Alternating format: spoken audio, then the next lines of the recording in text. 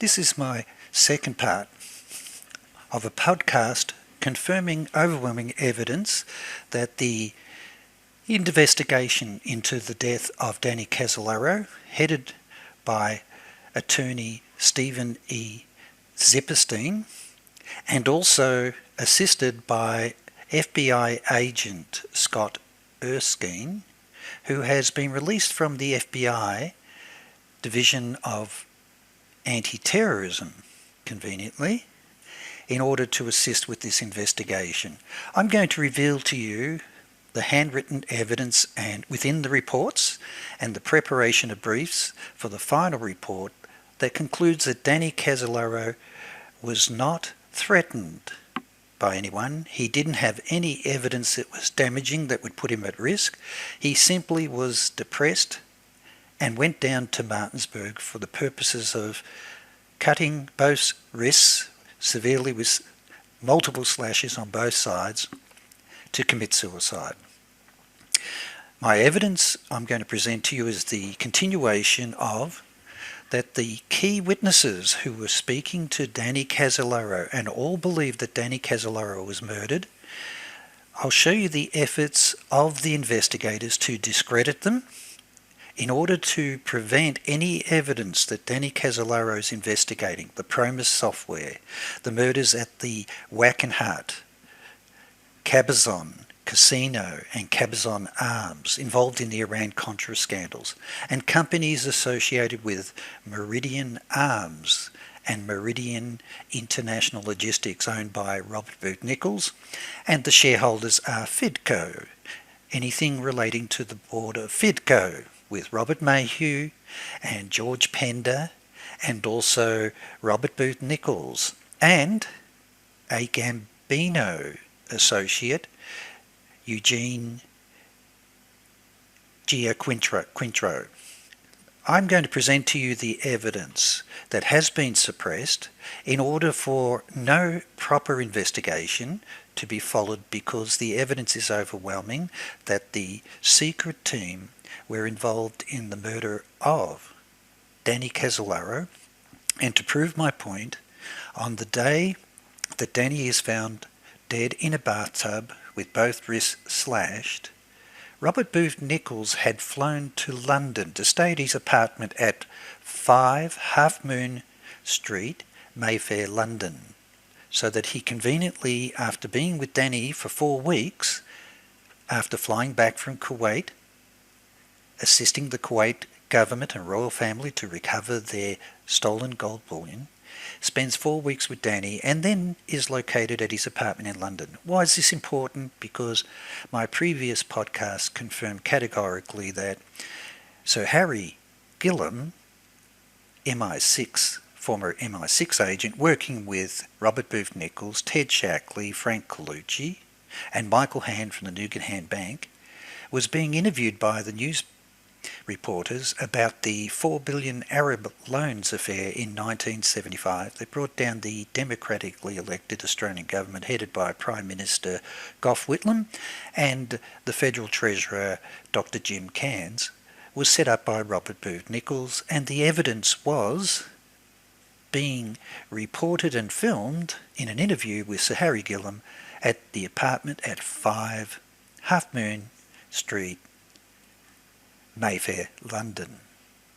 It's the secret team fingerprints all over it. So let's begin the extension now of overwhelming evidence of an inquiry launched by the US Department of Justice and their efforts to suppress and destroy any credibility of any witnesses that would lend some credibility to the fact that Danny CASOLARO had damaging evidence impacting the US Department of Justice, impacting CIA, and impacting the Iran-Contra cover-up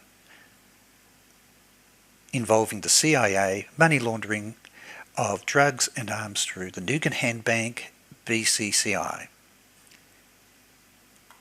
So we're going to now look at the fact that this second part is a preliminary to letting you know why I pick up the telephone to call Lance Trimmer and Beau Gritz, given this evidence that I've uncovered, and reason to believe that it's all linked back to the secret team and the WACKENHUT, Cabazon, casinos, Nugan Bank, money laundering of drugs and arms, and the murder of Michael Riconosciuto's business partner and banker, assisting Michael Hand to move the money out of the Nugan Bank and launder it through the Cabazon casino for the drugs and arms in partnership with the Gambino Mafia.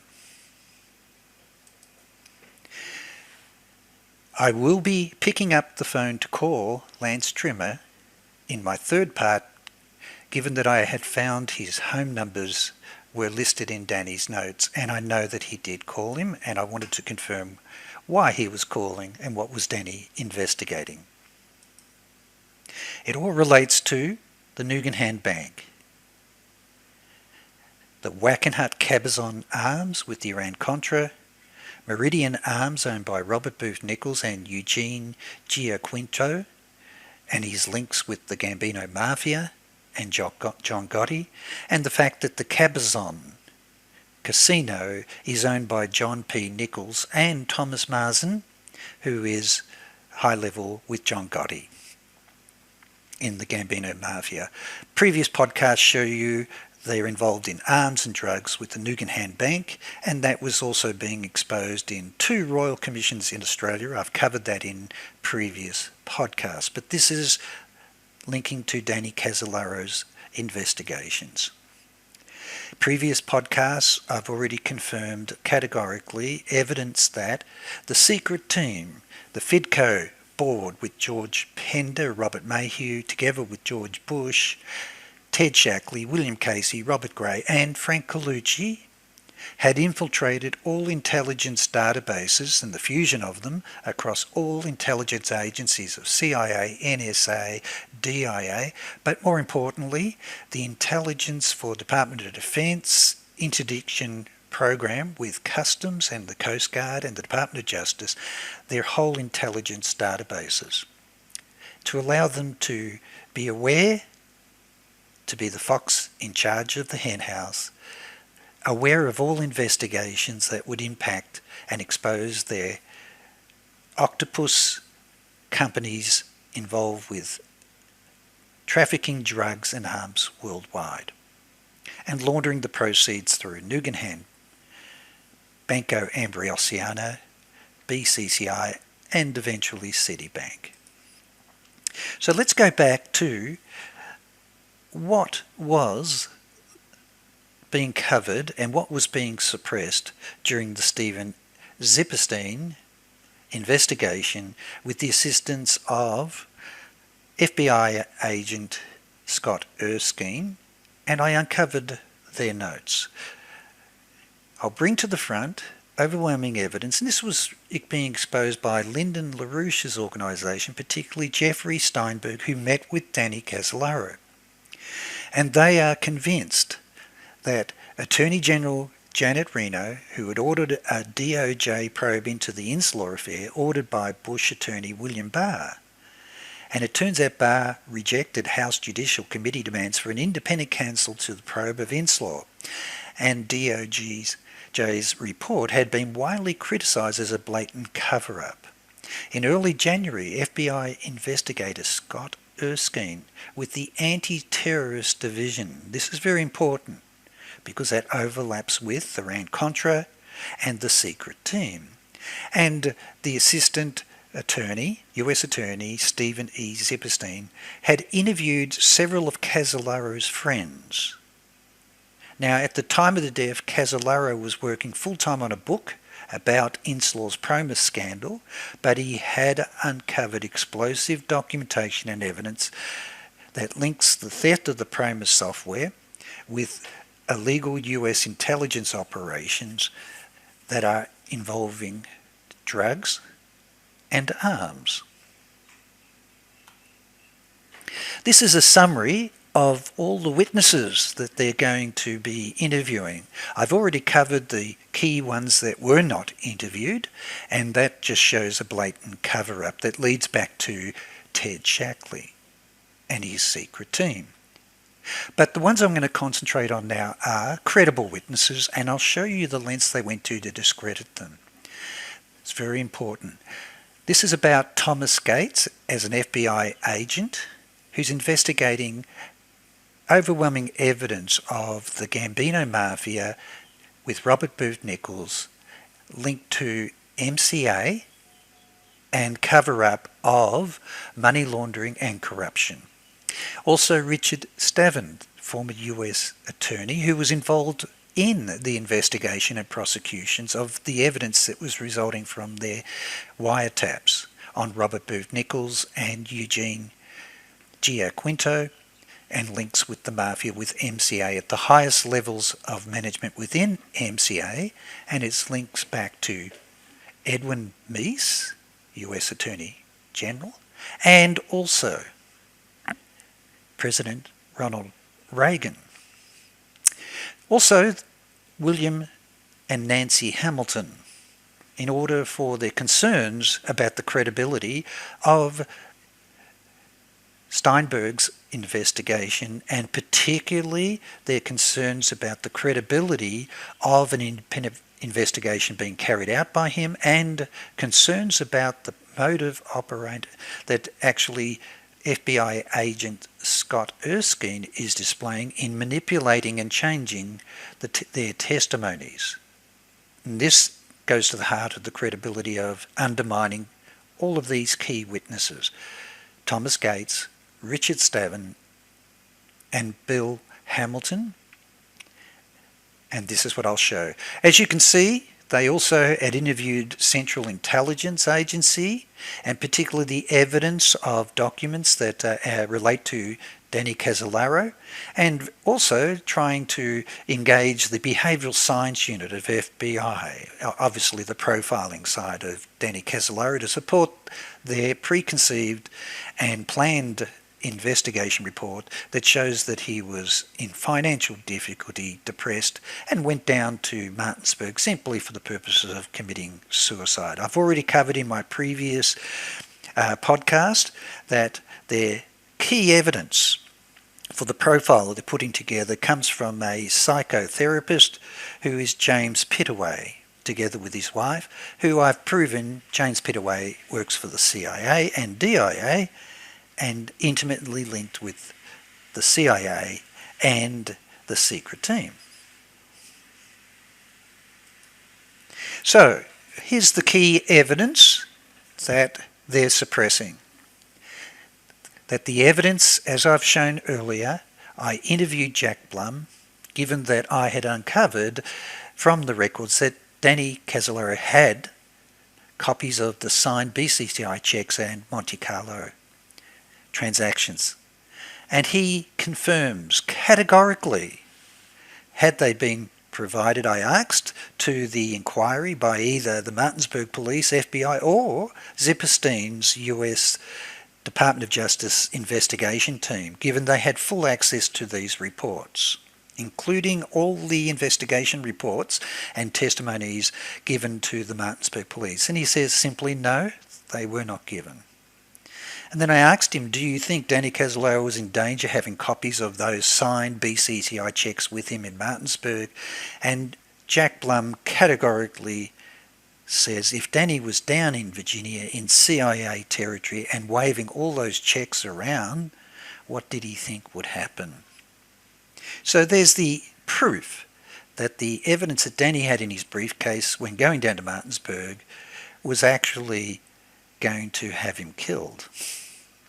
Those checks were organised by Robert Sensi, working for Robert Gray, William Casey, Clint Murchison and the Kuwait royal family.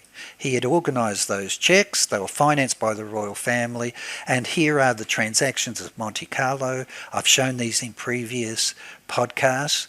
These are the signed checks by Khashoggi and Gorbanafar for 1 and 4 million, and there are the transactions transferring through the Monte Carlo branch. This evidence was demanded by Senator Kerry and his attorneys of Robert Altman, and Robert Altman provided everything except these. And we have a testimony and affidavit from William Turner, who met with Danny CASOLARO on the afternoon, the Friday before he's found dead, at the hotel car park and handed 2 folders of documents. And he testified that Danny CASOLARO was down in Martinsburg to meet with Robert Altman.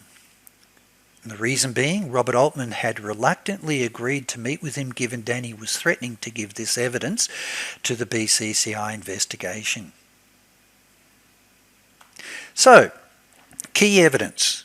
Those checks involved Ted Shackley. And of course, I've already shown previously that the Zipperstein investigation and Martinsburg police had these notes that were accessible to all of them, that Danny and George Pittaway had met with Ted Shackley's girlfriend on the 4th of July, and they had taken her home to Danny's house, and they found her secretly going through Danny's folders. Also, Jim Ridgway, who wrote an article on Danny CASOLARO, confirmed to the Martinsburg police, and in an article, that Danny's last girlfriend, she works in Herndon, her name's Windy, and it's not Windy Weaver. So, their final report, Danny simply went to Martinsburg, was depressed and committed suicide. And of course, it's a dirty tricks to cover up the true evidence. And the disturbing evidence that we now have is that it all led to CIA, BCCI and the Kuwait royal family, but more importantly to Robert Booth Nichols and Fedco and the secret team. So let's keep going. Here's the definitive evidence that the Zipperstein investigation team and also the Martinsburg police. These are the handwritten notes of George Schwartzwood, who's the leading detective. He's got clearly written down that Danny's last girlfriend is Windy Golden, and here's her telephone number. I have interviewed her and recorded my interview with her, which confirms she never was contacted by the Martinsburg police or by the Zipperstein or attorneys team or by Scott Erstein. This is the girlfriend who's the last person that's close and intimate with Danny 4 weeks before he dies. You would expect that they'd need to speak to her, and when I've recorded my interview with her, she describes all the details of Danny's house, his bedroom, mountains of documents and folders on the floor around his bed. She had to run and jump to be able to get onto the bed in order to get over all the evidence folders of his investigations, which were missing from his house on the day that it's announced that he's dead. There's her telephone number, and even the notes say that she's been his girlfriend for the last 4 weeks. What's important about all roads leading to Kuwait is that the blonde ghost clearly confirms that Ted Shackley had set up a company and was working directly with the Kuwait royal family, who's financed those checks in 1985.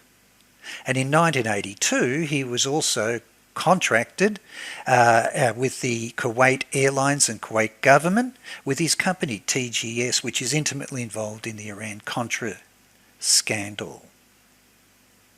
So all roads lead to Kuwait. The last girlfriend, there's the article. I interviewed James Ridgway, and he confirmed categorically that he was able to meet with the last girlfriend and interview her. And during the week Danny CASOLARO died, this is her testimony to me, I was invited to stay at the Watergate Hotel for a week with the Crown Prince and cousin of the Emir of Kuwait. I have asked her to identify from a photograph. I didn't put any of the details of President Reagan or George Bush Sr. or James Baker. All I did is I cut out the face of the Crown Prince and sent that to her by email. I have all my transactions, asking her, is this the person? And she confirmed categorically, yes, that's him. That's the man I stayed with. And I've been able to confirm that he was in the US in July and August attending a conference on national security with United Nations.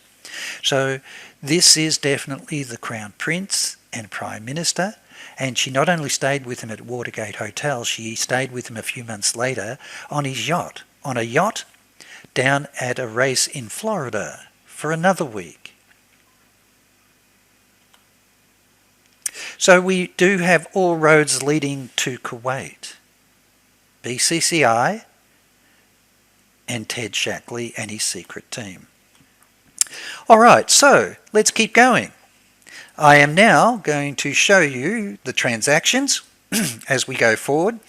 I'd like to show you that in the telephone records of George Schwartzwood, the detective, immediately they go to Danny Casolaro's home to get all the records of his telephone accounts, and also they contacted the telephone carrier to write down who was Danny talking to in the last couple of days that they could find on the 1st of August through to the 2nd of August and also back to the 31st of July. And these are the numbers that Danny's calling in Georgia, in Utah, St. Georgia, Utah. And that is the telephone number of attorney Alan Boyack, who acted as an attorney for Michael Riconosciuto. In my previous podcasts, I confirmed to you that Alan Boyack, when learning that Danny had been found dead, immediately rang the nurse, instructing her not to embalm the body. He knows how CIA can murder someone and cover it up. He was upset, extremely upset. In fact, Sandra Binning, the nurse, has testified in the inquiry of why they embalmed Danny Casolaro's body the following day on the Sunday without informing or contacting the family. And she testifies and has provided all the written notes of the frantic telephone calls she received from Alan Boyack, William Turner, and also the brother of Danny Casolaro. And she's written everywhere that journalists have been murdered investigating BCCI, and that Danny is communicating with Michael Riconosciuto, and she makes personal notes on her diaries and notes submitted as evidence that he was really upset, really upset. Alan Boyack was never interviewed by the Martinsburg police. And I can find no evidence that he was interviewed either by the Zipperstein, given the overwhelming evidence that he intimately was talking with Michael Riconosciuto for weeks, almost a month before, even up to the last days, and he was definitely investigating the links of Robert Booth Nichols. I've interviewed Alan Boyack, the links of Robert Booth Nichols with the Mafia, and also with the Cabazon and with Michael Riconosciuto. So, we have confirmation that Alan Boyack, they had his number, and let's repeat that, Martinsburg police had the number, they didn't call him. Zipperstein and Scott Erskine had his numbers because they had all the records in the days forward. You'd be going through all these files of Danny Casolaro and you'd be going through all the telephone records to see who he's speaking to. Never interviewed. And this is what he told me when I interviewed him. Barry Smith, who is an associate of Bob Nichols, had done some research and some interlocking directorates of the board of WACKENHUT. And I started to realise how deeply involved Nugan Hand Bank and the WACKENHUT people were. This is from his recorded transcripts of his interviews with Michael Riconosciuto. Paul Maraska and I were very close to Michael Hand, former president of Nugan Bank. These are the words recorded in tapes when he came to assist Michael Riconosciuto, who was in prison. Now he's on the run in Canada. I had a complete set of records of Nugan Bank, and that had not been destroyed. Paul Marasca held the secret, covert, international account numbers for the Nugan Bank for CIA operative Michael Hand. Paul Marasca worked at Cabazon Casino and also owned a company called Recovery Technology Inc. with me. Of the many unsolved crimes, two unusual cases remain that John Gotti may have had information regarding the 1991 murder of Joey Naples in Youngstown, Ohio, and the 1983 murder in San Francisco of Gambino family money launderer Paul Marasca. So there's the definitive transcripts of the recorded interviews, and Danny CASOLARO was speaking directly to attorney Alan Boyack, and there are records that Alan Boyack was really upset, trying to prevent the nurse and the mortuary from embalming his body to cover up the evidence that he'd been assassinated and killed by CIA. He was never interviewed, and that's what he had to say. So there's the overwhelming links of the Gambino Mafia, and also my evidence going back to the Royal Commissions in Australia, the Royal Commissions investigating the involvement of Nugan Bank with drugs and arms, and also the Royal Costigan Royal Commission into the Painters and Dockers Union, involved with Nugan Bank with drugs and arms with Michael Riconosciuto in Australia, and also Robert Booth Nichols with their links of recovery technologies that he owned with Paul Marasca and Michael Riconosciuto. Michael Riconosciuto was also developing night vision equipment for machine guns and that to sell to the Iran-Contras through Robert Booth Nichols' company called Meridian Arms, a subsidiary of Meridian International Logistics, and also their involvement of gold, moving gold bullion through Hamadan Proprietary Limited in Australia with Mafia accountant Donald Lockyer, and also with a mining executive, Peter Briggs, who was also a witness and charged through the Royal Commission, the Costigan Inquiry. It proves the direct link between all parties, including Ted Shackley, Ed Wilson, Michael Hand, with the Task Force 157 to set up and destroy the Gough Whitlam government, and also the laundering of drugs and arms through Nugan Bank with Ted Shackley. So let's keep going. What other evidence did they suppress that was known to them and accessible to them, if they're really doing a true investigation? And as Jeffrey Steinberg says, it was a complete cover-up. So let's look at further witnesses that they're going to interview. And of course, Danny CASOLARO speaking intimately with Michael Riconosciuto about the PROMIS software and used for CIA banking and SWIFT accounts for laundering. It's well on the record that Michael had also testified in court and also in the transcripts with Alan Boyack that Fidco is an NSC cutout, and George Pender, Robert Mayhew and Robert Booth Nichols are all directors, and it's a nasty bunch of people. And quite clearly, it's about, there are details into my current situation, is in 1984 I was involved with Robert Booth Nichols, who owns Meridian Arms Corporation and is principal in Fidco. He also says that the CEO of Fidco is George Pender and Robert Mayhew, and Fidco was an NSC corporate cutout involved in financing and reconstruction in Beirut, Lebanon. And there's your board. All the way back to CIA with Robert Mayhew, NSA and CSS, Central Security Services, with George Pender, the attorney, Michael McManus, who's the attorney and chief counsel to President Reagan, Clint Murchison with his links with CIA and Mafia, William Pender, who was CIA chief across in Saigon, and also Robert Booth Nichols. It's been investigated by FBI, linked with CIA, Mafia, Yakuza, and the Medellin cartels for laundering drugs and money laundering with the Gambino Mafia. So let's go further.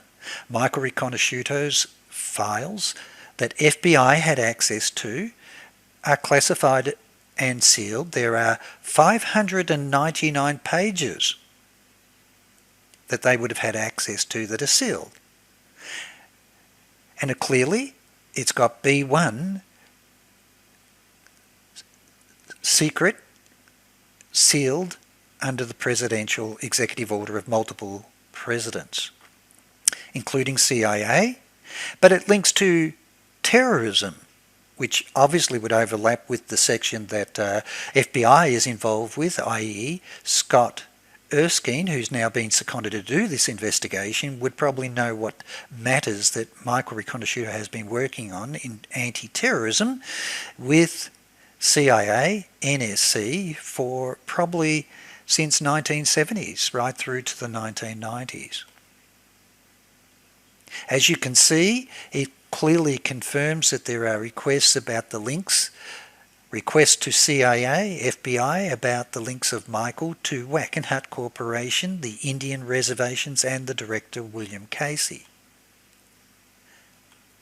And of course this part. FBI had undertaken an investigation into the murder of Paul Marasca. In fact, they had the evidence. So Scott Erskine would have full access to this because Danny CASOLARO is working closely with Michael Riconosciuto to expose the PROMIS software, the drugs, the arms involving the secret team, WACKENHUT, and here is the FBI components confirming that they've got 35 sheets of financial transactions with the fingerprints of those that murdered Paul Marasca, relating to the transactions at the Atlantic Bank and Trust Company and Banca Perienti, Geneva, Switzerland. So they know where this is going because it links back to Nugan Bank and also October Surprise. So we confirm FIDCO, the board, the links to everything that Danny CASOLARO's investigating, particularly going back to the murder of Paul Marasca and the Nugan Bank and drugs, and also laundering of funds through BCCI. So let's keep going. On the telephone number that's written in handwriting that George Schwartzwit has written down are telephone calls that Danny's making days before he goes down to Martinsburg in Kentucky, and this is his calls. Oh, that should be Chuck Hayes, by the way. That's Chuck Hayes, not Richard Stavin. So that's Chuck Hayes. And this is what Chuck Hayes says. Chuck Hayes telephoned William Hamilton warning that Danny CASOLARO will be killed given he's planning to go to 730 Jackson Place, Washington, D.C., that housed the secret PROMIS computer systems used by White House for their dirty tricks, and it's managed by George Pender. This is very important, and I'll come back to that. So the telephone call is on the record that Chuck Hayes has warned William Hamilton that Danny will get killed. He's going to go to this address, 730 Jackson Place, Washington, D.C. And I will prove to you that Scott Erskine, FBI, Anti-Terrorist Division, knew what was at 730 Jackson Place, Washington, D.C. So, a couple of things to be aware of. It's run by George Pender. My interview with Michael Riconosciuto, it was Robert Booth Nichols and George Pender that introduced me to Lucien Conin. George Pender was the lead administrator of Central Security Service, a division of NSA. So George Pender is critical and involved with the infiltration of all intelligence and links with Robert Booth Nichols, Robert Mayhew, and National Security Intercepts. And I put that up there because whilst everyone's doing the investigation into the death of Danny CASOLARO, they're able to infiltrate and monitor all the investigators, all the intelligence databases, all the records of what they're detecting and investigating in order to know how to shut it down. He even goes one step further. He says Ted Shackley's team were also selling cocaine, and they sold radar detection systems to the Colombian drug lords to ensure their shipments could evade the drug interdiction program into USA, Canada and Australia. And of course, Danny CASOLARO is investigating PROMIS software and the links of the secret team and Robert Booth Nichols with the Golden Triangle, Nugan Bank, WACKENHUT murders, and the links with the Gambino Mafia. And Scott Erskine would know that, and so would the Department of Justice, as I will prove to you of why they needed to cover it up. He also confirms to me that I was monitoring the hostage situation in Iran, Lebanon, staying at the apartment of Robert Booth Nichols and his wife Alan Hopko Nichols were located at Nicosia Cyprus Airport. Robert Booth Nichols and Alan Nichols were running the Uranium Trading Corporation, which was a listening post set up with NSC. Robert Booth Nichols and myself were both working for George Pender. The secret team were also involved in controlled drug operations run by CIA. I returned to my home in Oregon. I knew that the McKee team would be returning to the United States to blow the whistle on the drug operations being run by the secret team. And when the warning came to the unit in Nicosia that there might be a bombing of Pan Am 103, Robert Booth Nichols assured me he would immediately change the flight reservations of the McKee team to another flight, just as FBI agent Oliver Buck Revell had done for his son.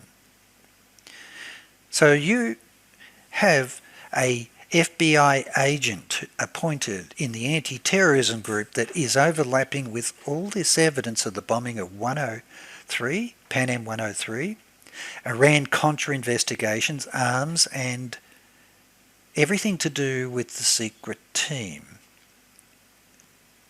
Author's interview with Michael Riconosciuto says that categorically Robert Booth Nichols was the security leak responsible for the bombing of Pan Am Flight 103. It was Robert Booth Nichols and George Pender's daughter who changed the booking of the flights to ensure all members of the McKee team were all placed on the same flight that was in complete breach of the security policy for international travel. So we have some very sensitive matters that there's a cover-up by FBI, CIA, into the evidence of the bombing of 103, going right to the top, to Buck Revell. And Scott Erskine is actually part and been working in the FBI's investigation and particularly anti-terrorism, which would have been across all of this.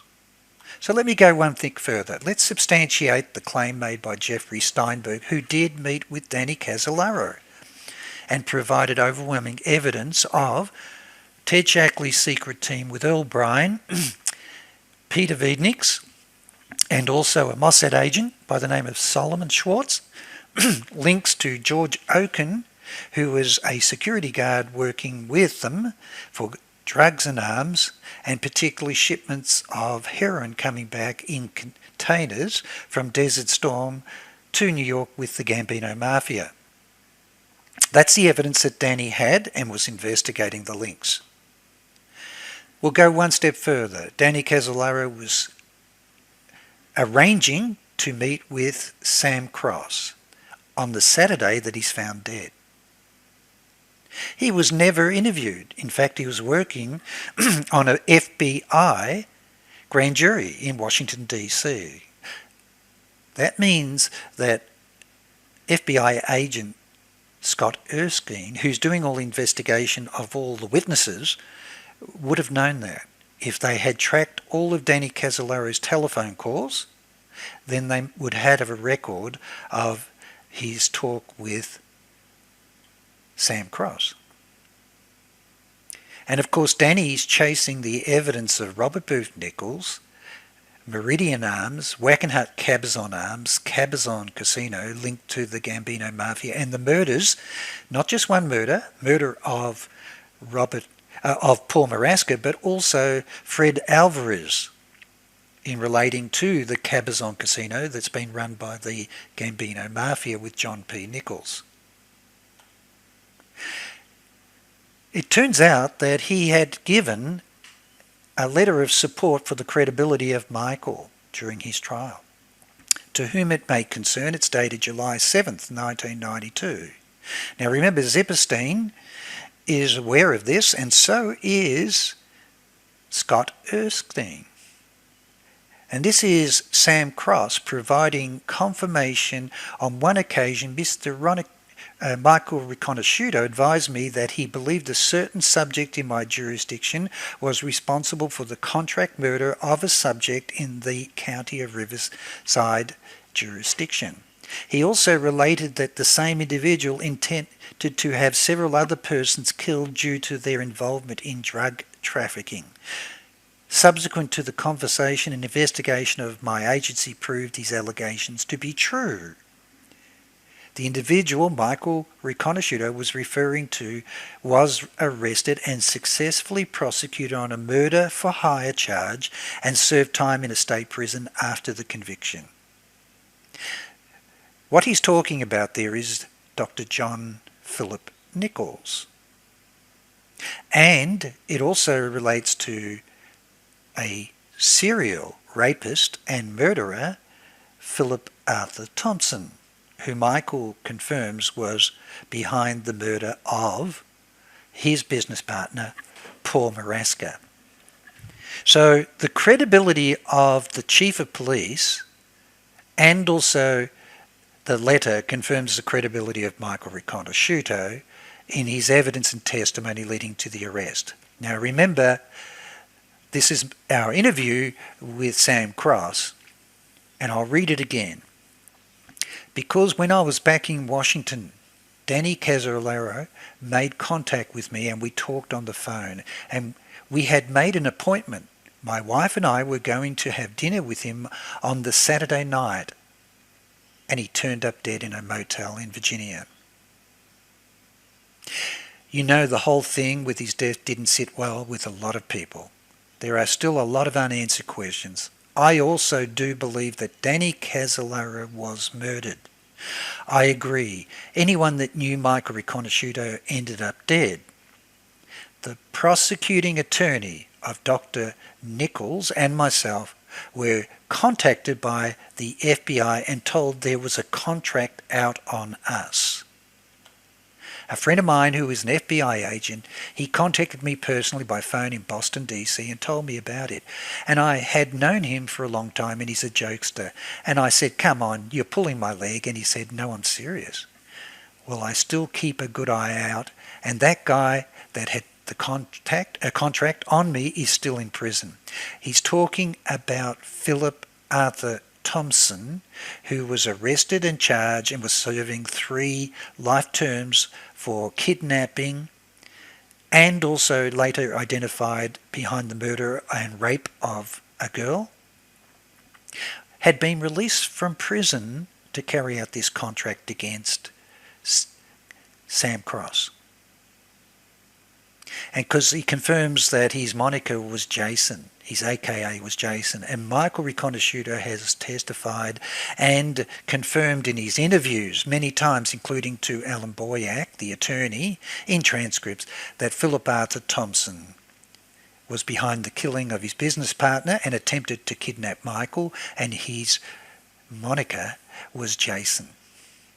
The law enforcement knew him, and he goes on to say that the prosecuting attorney of Dr. Nichols was Richard Irwood, and it turns out that a rookie policeman on patrol had arrested Jason, Philip Arthur Thompson, who had been at a party, obviously was drunk and on some drugs, and had a broken tailgate, and when they opened the car boot they find he's got C4 explosives and illegal weapons in his trunk. It was just by pure fluke that they had arrested him. Now remember, the average person can't get hold of C4 explosives. You have to have access to military links to get your hands on that. But this is the part that he says, and this is why it's a cover-up. I've never heard anyone else say anything about Danny Casolaro's briefcase. But the way I was supposed to recognise him was that we were going to meet at a restaurant in Northern Virginia, and he said, I will have a small brown briefcase sitting by my chair. And this is on the Saturday, planned for the Saturday evening, when Danny is found dead in a bathtub with both wrists slashed. And Zepperstein and Scott Erskine conclude that there's no evidence that Danny was murdered. He just simply went on it down and planned to commit suicide in Martinsburg. And then he goes on and does highlight, I've covered this in previous podcasts, that governments, certain segments of the governments feel that the means justifies the end. They can do whatever they want to cover up evidence. It's quite clearly damning, and he says that it's going to get worse. But more important than this, by picking up a telephone and calling Sam Cross, who Danny Casolaro's telephone records will confirm had received a call from Danny, most likely through his telephone at home, to plan to meet him on the Saturday evening.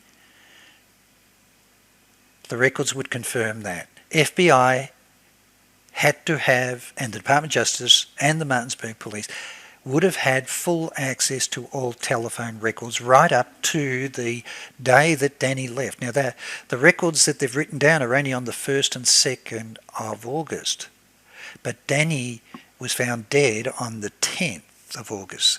So the records of the telecommunications companies would also show right up to the days before he left, which would have been the telephone calls when he's speaking to Richard Secord and also Sam Cross, and highly likely to be speaking to Robert Altman, who had gone down to Martinsburg reluctantly to see him because Danny had in his briefcase the signed cheques and the Monte Carlo accounts for the transfers of funds for the Iran-Contra, negotiated with Ted Shackley, with Gorbanafar, and also with manager Gorbanafar and Adnan Khashoggi. So let's see what else to support and substantiate the cover-up. Above there, he's speaking to William Turner. This is Erskine. Scott Erskine and Zepperstein are interviewing William Turner, Wendy Weaver, Robert Booth Nichols, Major Joseph Queller, Thomas Gates, FBI agent, Richard Stavin, and Bill and Nancy Hamilton. And also the best friend of Danny, Ben Mason, who had cited the signed cheques and transactions. He testifies to that. So this is very important, this part here. We are, of course, aware that Mr. Zepperstein, now this is coming from the testimony of Bill Hamilton. We are aware, of course, that Mr. Zepperstein served one or more tours of duty in the Justice Department's Criminal Division. You know from our meeting with December 16th, 1993, and from earlier written submissions about Inslaw's case, how concerned we are about having any career criminal division lawyer included in any sensitive aspects of the Justice Department's review of the Inslaw affair, because this is really investigating itself. We have explained more than once that most of our sources refuse to believe that the Justice Department can effectively investigate itself.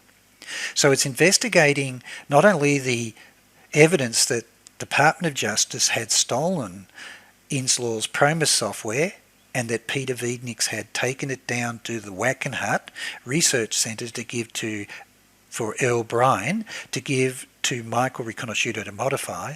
It's even more difficult to persuade our sources to meet with an attorney who has recently been part of the criminal division, which we have been told was the nerve centre of malfeasance against Inslaw. So the independence is already being questioned. And this is what Bill goes on to say. At one point requires clarification. During the meeting, and this is really important about the credibility, FBI agent Erskine read from the notes that he had been taking during the meeting. As Mr. Hamilton pointed out, and this is coming from Bill Hamilton's attorney to John Dwyer. And Bill's attorney is Charles Work. Listen to this. Mr. Hamilton pointed out to FBI agent Erskine that his notes significantly misconstrued what Mr. Hamilton's statements had said about Mr. CASOLARO during the meeting. And this is now independent evidence that they're painting and changing the words of witnesses. And I've shown that in my previous podcast.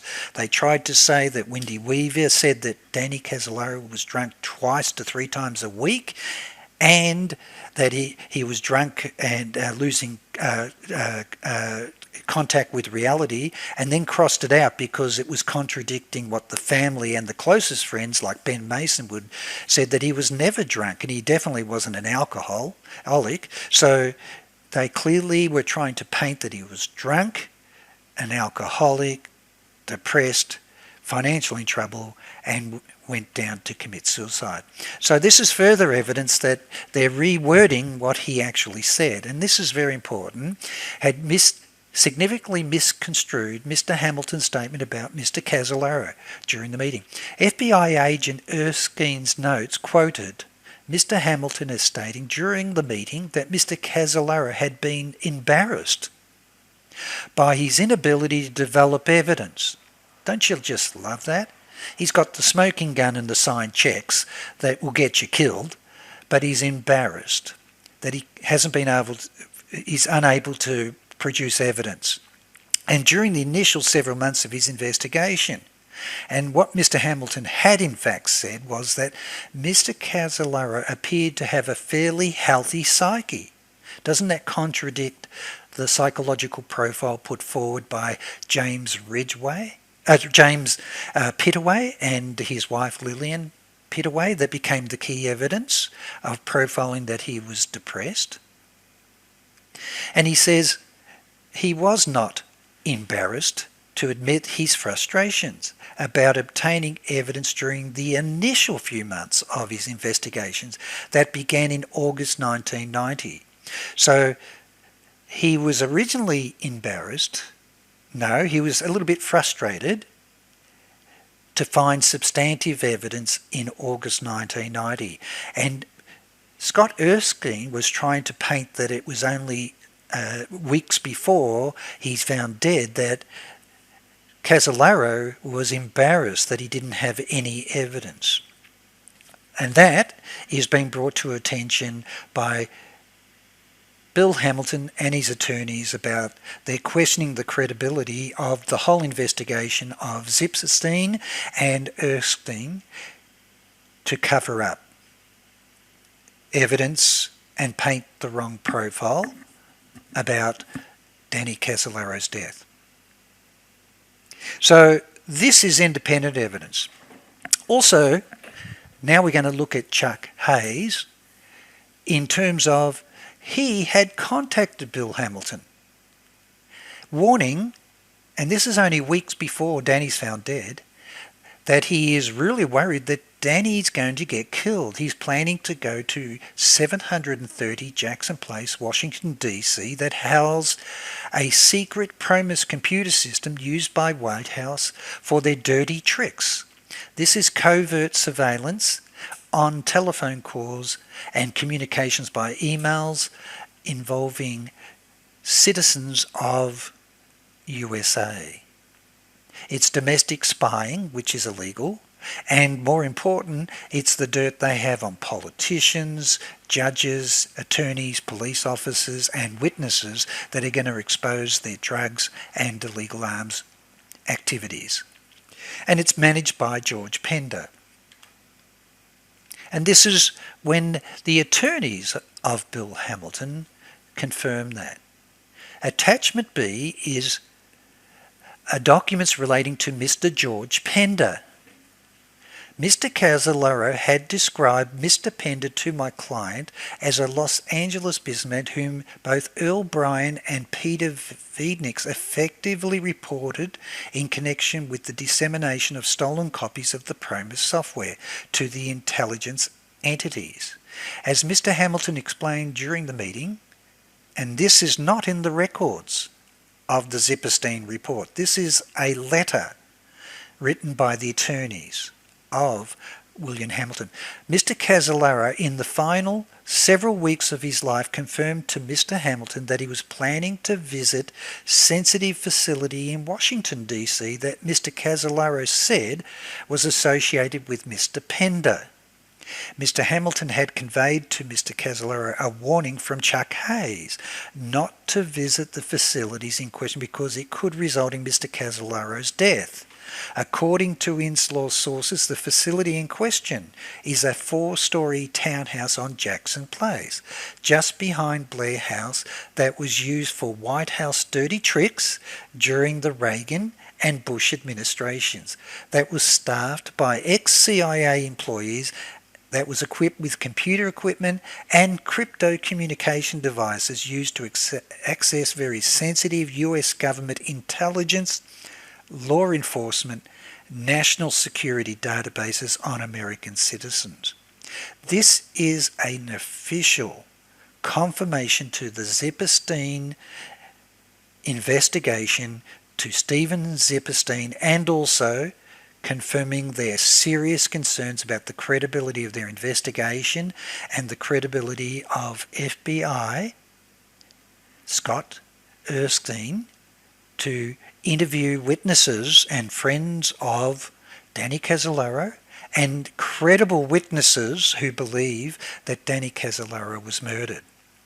This substantiates my independent research on the PROMIS software, linked all the way back with Ed Wilson's companies to Dr. Earl Bryan's companies to WACKENHUT, to infiltrate through the fusion of all databases of CIA, NSA, DIA, Department of Justice, Customs, and Defence for the drug interdiction program with the secret team using the PROMIS software.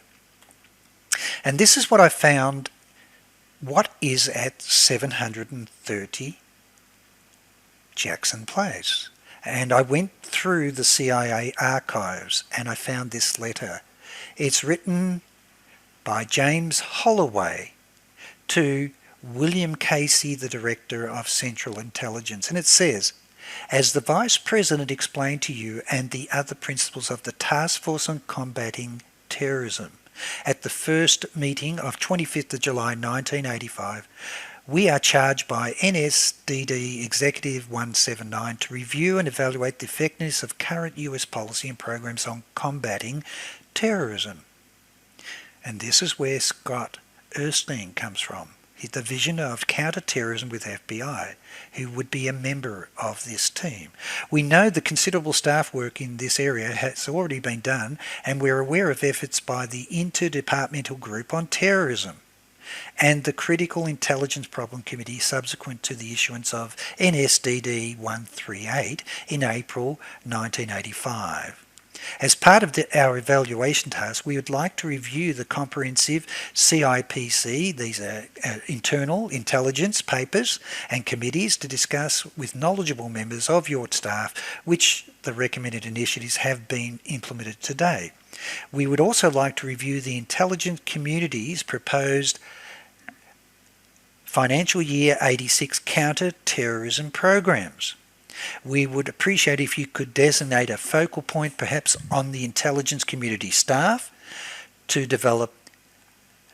help us develop and coordinate our review. So this is from the Vice President's Task Force, and this is what I found. On the left-hand side is the concerns in the letter from the attorneys of William Hamilton to the Zipperstein report, and this is what I found in the archives, what's at 730 Jackson Place. It's a letter from the Vice President, and it says here to the William Casey, It's from the Office of the Vice President, George Bush Sr., from Holloway, Director of Central Intelligence, July 31, 85. And it says here that the presidential directive establishing the task force authorised the executive director to task with the various departments and agencies to contribute to the work efforts as appropriate. Therefore, it is requested that the Central Intelligence Agency provide one clerical person, GS7 or higher classification, to serve on the task force working staff. The candidate should possess a top secret clearance. The staff will be working at 730 Jackson Place. The task force headquarters for a period of about 6 months, after which they will be returned to their parent organisation. We would like to have the individual available to work on no later than August 15th. Please provide the name and telephone number of the nominee. I believe that this is where George Pender is appointed. If not, someone who's a member of the secret team from CIA.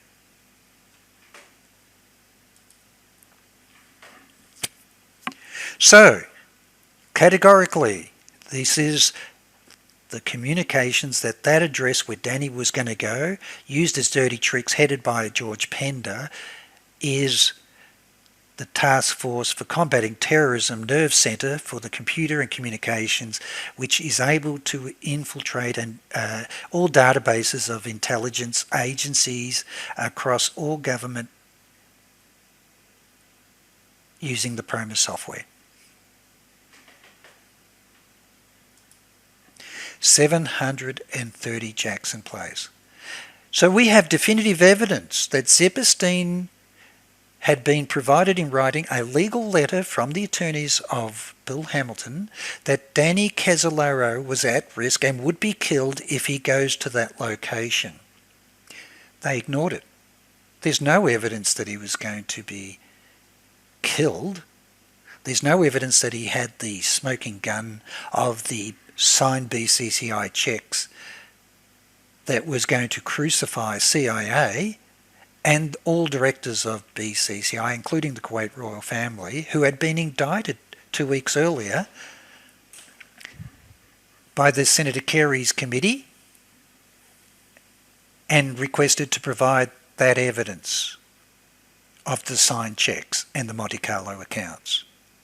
And this is a legal correspondence directly from the attorneys representing Bill Hamilton, questioning the credibility of the Zepperstein as an attorney, and also the credibility of Scott Erskine to undertake a credible investigation, who's already manipulating what people say to undermine any evidence that Danny CASOLARO was at risk, and trying to paint him that he had no evidence when he did. And so let's have a look at further what that letter says. You explained at the outpost of the meeting that Messrs. Zepperstein and Erskine are reviewing the death of investigation journalist Danny CASOLARO as part of the Justice Department review of the June 1993 investigative report on Inslaw by its special counsel Nicholas Bale. We regard as significant the confirmation from Special Agent Erskine during the meeting that are made, and this is getting more damaging, this is a legal letter confirming evidence that exists, that they confirmed significant confirmation from Special Agent Erskine during the meeting that a maid at the Sheraton Hotel in Martinsburg, West Virginia, had seen a man leave Mr. CASOLARO's hotel room the Saturday morning of the death. According to Special Agent Erskine, the local police took a statement from the hotel maid in which she gave an eyewitness description of the man she saw leaving the room. It's our understanding that the description is as follows: a male in his 30s with an excellent suntan, wearing fashionable t-shirt, dark slacks and deck shoes. And this is an exact description of Major Joseph Queller, who arranged the meeting in Martinsburg for Danny CASOLARO. So this is further evidence that supports the LaRouche Foundation, Jeffrey Steinberg's confirmation that it is a cover-up.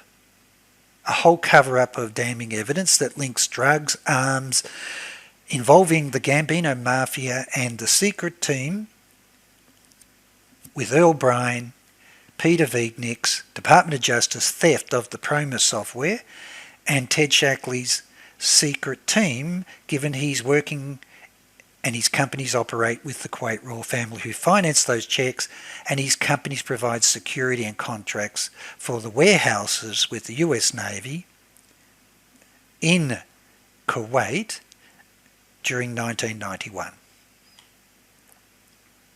So I think that that substantiates damning evidence that was legal, dismissed, and not part of the report. You won't find that appear within the official report, that there were documented statements from multiple sources that Danny CASOLARO would get killed, receiving threats on the telephone, and also had damning evidence that had been cited by Ben Mason, the checks, the Monte Carlo accounts, and transactions that the Senator Kerry committee had demanded should be provided by Robert Altman as evidence to the BCCI investigation involving CIA and BCCI and the Iran-Contra funding scandal. So let's look at that. I'll just go back. The next person I'm going to concentrate on is on the credibility of Richard Stavin. Let's have a look that the Zippersine team and Scott Erskine confirmed that they were interviewing Richard Stavin. And why were they interviewing him? Well, Danny CASOLARO was talking to him on the telephone during the week before he went down. And I've interviewed Richard Stavin myself, and he categorically states that the Martinsburg police never contacted him or interviewed him about the death of Danny CASOLARO, and I'll prove to you that they had his telephone number transaction recorded, and it's a major transaction of time, only days before Danny goes down, and they refused to call him because I believe they knew where that would go. Here is the handwritten record of Danny CASOLARO's telephone calls on the 2nd of August, written in by George Schwartzwood, the leading detective. And he's even made a note that this telephone call going to Santa Monica, California, 8:23 p.m. on the 2nd of August, was 55 minutes, a lengthy call. Why wouldn't you pick up the telephone and call that number to find out who it is and interview them? I mean, that's a major call, and it's obviously caught his attention, and I believe that this is why they decided not to. Also, the record shows that it was involving a second number above it for 76 minutes is actually Thomas Gates, and we know that Danny was speaking to him extensively before going down to Martinsburg. Now, have a look at the logic of this. Before he goes to Martinsburg, George Schwartzwood confirms there's no evidence Danny is at risk and he'd simply committed suicide. In fact, he spent all his time looking for the razor blades to prove the shops that he could have bought them through to prove he took them with him, and also went back to the house to see if they could find the shoelace taken from one of his shoes that Danny had taken with him to hang himself or try to commit suicide while cutting wrists and hanging himself with a shoelace. He spent all his time doing that rather than picking the telephone call up and calling those numbers. Have a think about that. And it's Thomas Gates, FBI agent. So let's now go and see Now, I bring it to your attention, these telephone numbers and records are accessible to Stephen Zipperstein and also Scott Erskine. So that's the reason why they're calling them to interview, but wait till you see how they conclude their investigations after speaking to them. And I believe that you will be very disturbed. Here is the handwriting of the investigation undertaken by the Zipperstein attorneys and Scott Erskine, FBI agent. All it has written down is Richard Stavin. Who's he? He's a friend of Rudnick, didn't like somebody, spoke to 60 Minutes about the MCA case of corruption involving evidence of mafia infiltration and links, of course, with Robert Booth Nichols. And then all they're going to say now is, oh, he left the US Department of Justice voluntarily and now has his practice set up in Santa Monica. That's all it's got written. Then have a look what he writes for Tom Gates. May have been disciplined internally by FBI over the MCA case. He's a slow hand, not a productive investigator. Gates's wife was a private investigator, and then Gates got busted once. He was working whilst on annual leave and momentarily for his wife. He got busted for forging and had to forge his way out of it. Who would write that about two key witnesses who had spent their careers and will show you had wiretaps exposing mafia links of Robert Booth Nichols with MCA, bribery, security fraud, drug running, arms, FBI wiretaps that were shut down, going all the way to White House with Edwin Meese and with Robert Booth Nichols, his company Meridian International Logistics, and also with the FITCO board. It's quite clear from these notes that the investigation team has to discredit them because they don't want anyone to investigate what were they talking about for 55 minutes and 77 minutes days before Danny CASOLARO goes down to Martinsburg. They don't want it anywhere near the investigation because they know what it will reveal. And this is my podcast to show you what it would reveal. So that evidence there confirms categorically that they're covering up, shutting down any evidence that would show that Danny CASOLARO had credible evidence and had intended to go to Martinsburg for the purposes of committing suicide. I ask you the question, why would you spend 76 minutes on the telephone with an FBI agent and then another immediately 55 minutes later, 55 minutes on the phone with an attorney, Richard Stavin, talking at depth about their investigations, wiretaps and links about Robert Booth Nichols, who's clearly linked with the mafia on the FITCO board, has companies linked to the murder of Paul Maraska and Michael Riconosciuto, who's exposing all the links. Their links with the PROMIS software at the Cabazon and WACKENHUT Arms division. Why would you spend all those hours and talk at length, and why would they talk to him for all those time and lengths if his purpose was to get off the telephone, grab a shoelace, bring some razor blades and commit suicide in Martinsburg? You know and I know that doesn't stack up. This is blatant evidence in addition to the legal evidence provided by William Hamilton's attorneys that cannot be ignored, that there were threats because Danny had put the pieces together. I've interviewed him. He wasn't even Richard Stavin. He was never interviewed by the Martinsburg police yet. It was so important they had to highlight that Danny's speaking to somebody for 55 minutes and then 76 minutes, of course, with Thomas Gates. So what did Richard Stavin uncover? Well, if you go to the book Super Mob, looking at the links with MCA, which was his investigation, it talks quite categorically about Richard Stavin headed up a strike force.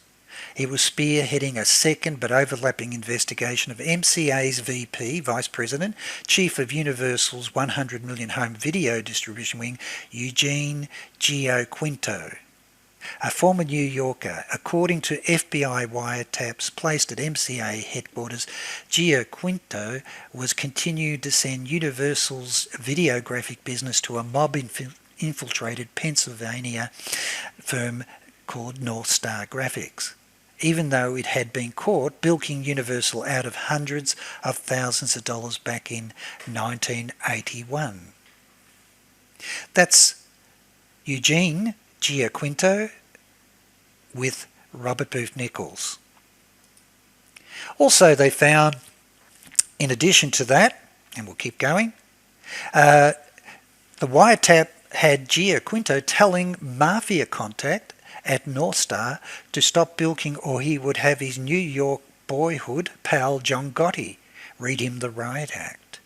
The taps also revealed that Giaquinto enlisted Gotti Gambino soldiers to come to LA to put a stop to the production of a biopic of Meyer Lansky that Godfather star James Caan wanted to make with Genovese Mob, with whom Caan was quite friendly.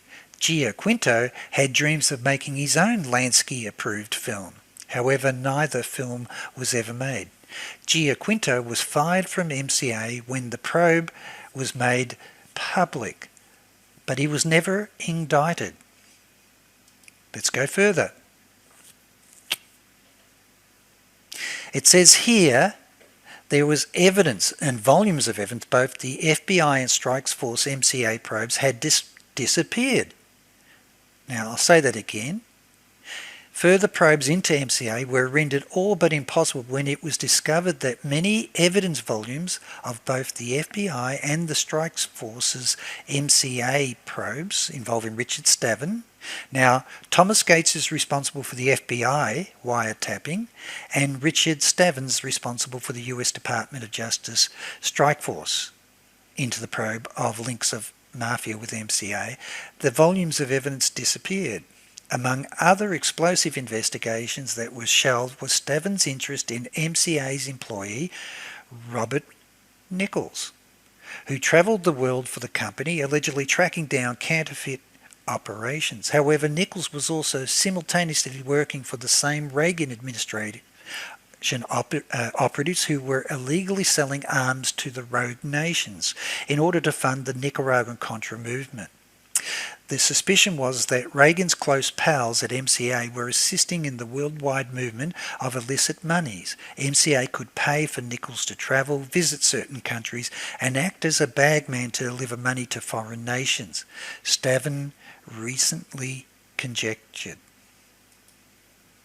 So, it is no doubt that Stephen Zipperstein knew all about this. There is no doubt that the FBI agent Scott Erskine also knew about this because Thomas Gates, their investigator, had done all the wiretaps and that evidence had been removed. We'll do that as a separate podcast. But let's now go further. This is becoming increasing confirmation of the allegations of Jeffrey Steinberg that it was a cover-up. So now we'll look at the destroying the credibility of a credible witness, Thomas Gates, to cover up the fact that Danny CASOLARO spoke to Richard Stavin for 55 minutes and 77 minutes to Thomas Gates. They want to discount that because that doesn't make sense and they're not credible. That's what they're trying to paint, because why would you waste all that time days before if you've already contemplated that you need a shoelace, some razor blades, and I'll go down to Martinsburg to commit suicide, which is the summary of their report. I interviewed Thomas Gates just recently in October 21. So do you have my 4 emails sent to you, Thomas Gates? I sent him evidence of all the BCCI checks. Yes. I'm seeking your assistance to assist Trey CASOLARO, Danny's son, to reopen the investigation into Duffy's father, given the overwhelming documentary evidence, including the motive and suspects, who were never interviewed by the Martinsburg Police, FBI or US Department of Justice investigators. And I'm referring to Robert Altman and also George Pittaway and the girlfriend of Danny CASOLARO, who was paid $10,000 to stay at Watergate Hotel during the week that Danny is murdered. Thomas Gates says, I believe that our friend was murdered. And then goes on to say, I too believe that our good friend was murdered. I also had extensive conversations with the police department back in West Virginia at the time. So he's confirming they did speak to them. But look at the evidence that I'm showing you that has been ignored.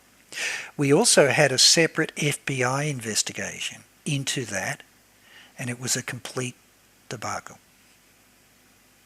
My current concern is when I was told that Robert Nichols had died in Switzerland, it was obvious to me that that was a fake death. Now, what he's referring to, and I'll do it in a following podcast, is that in 2004, when Robert Booth Nichols came to threaten my life in Australia, in 2009, the FBI agents had to fly to London to recover from the bank vaults in London a $250 billion US security note that Robert Booth Nichols was laundering, money laundering, involving the nephew of George Bush Sr., the cousin of George Bush Jr. But more importantly, he's in court testifying that he worked for Frank Colucci and confirms that he personally knows the son of Ronald Reagan. Now, these things become more clear as we continue on. So let's keep going. What was important was that Thomas Gates had wiretaps. In 1985, Robert Booth Nichols had a license to carry concealed guns and submachine gun that I have copies of. It confirms that Robert Booth Nichols is the chairman of Meridian Arms Corporation and also Meridian International Logistics. Confirms Robert Booth Nichols is involved in research and development of blowback weapons and advanced destructive weapons and airfield bombs. I've got all of these official documentation, court cases and records of the FBI investigations that goes back earlier. It also confirms Robert Booth Nichols owns property in Australia, in Queensland, Australia. There's the address. It also confirms that Robert Booth Nichols owns an apartment in England. And as I say to you, the address of the apartment in the FBI investigation clearly states that it's 5 Half Moon Street, Mayfair, London, which I've already highlighted to you in another podcast, is the same address and apartment that the media, Rupert Murdoch's companies and other Australian papers, are at that apartment in the room interviewing a Sir Harry Gillam, former MI5 spy, selling all the documents to bring down the Australian government, Gough Whitlam, our Prime Minister Gough Whitlam, and Dr. Jim Cairns, who had been set up in their $4 billion Arab loans affair in 1975. And it also confirms he also owns properties in the United States, Italy and France. So, categorically, that's what Thomas Gates, FBI agent, has on Robert Booth Nichols as official reports. Plus, we're learning that he has a wiretap on Robert Booth Nichols' links with the Mafia during the investigations. And that's the summary of denigrating him and trying to destroy his credibility by Scott Erskine as the investigator with Stephen Zipperstein to investigate the death of Danny CASOLARO and conclude that he was not a threat, he was depressed, he planned his suicide, he had took some razor blades and a shoelace and cut both wrists, went down to Martinsburg to hop in a bath tub and cut both wrists severely on both sides. I still can't work out how you do that. And try to hang yourself with a shoelace. But this is really the documents that I've uncovered, and I've got access to everything, including all the things relevant to Australia and his efforts to contact the Australian Federal Police. It turns out this is the memo 1987, before Danny's death, and it's their wiretaps and coverage of Eugene Frank Giaquinto. Giaquinto is the president of Home Entertainment Division of MCA Universal. Giaquinto is associated with John Gotti, boss of the Gambino LCN family, Edward Sciadra, underboss of the Buffalino LCN family, and Giaquinto has described Robert Booth Nichols as his, quote, government man. LA intercepted conversations wherein Nichols told Giaquinto that he had Treasury identification, US Treasury identification. LA has determined that Nichols has an international firearms license for the sale of automatic weapons. Isn't that incredible? That this is the credibility of Thomas Gates. He's got wiretaps confirming all this, and the investigators are trying to denigrate him. This is the newspaper cuttings that after Danny's death, Robert Booth Nichols, with his company Meridian International Logistics, is trying to sue Thomas Gates, FBI agent, that he had contacted the Australian Federal Police, had raised serious concerns about his involvement with drugs, money laundering with the Mafia, and selling arms to terrorists worldwide. Now, Stephen Zipperstein, and both Scott Erskine would have been fully aware of this legal case that Robert Booth Nichols lost. And these are his testimonies that Robert Booth Nichols is giving himself. This is not Thomas Gates putting the words in his mouth. He claims he presented himself as a CIA operative, a mystery man, with a gun permit and millions of dollars. The report also linked Nichols to aboard a business venture at the Cabazon Indian Reservation. Now, this is in the papers. This is also in the law, US court case, testimonies.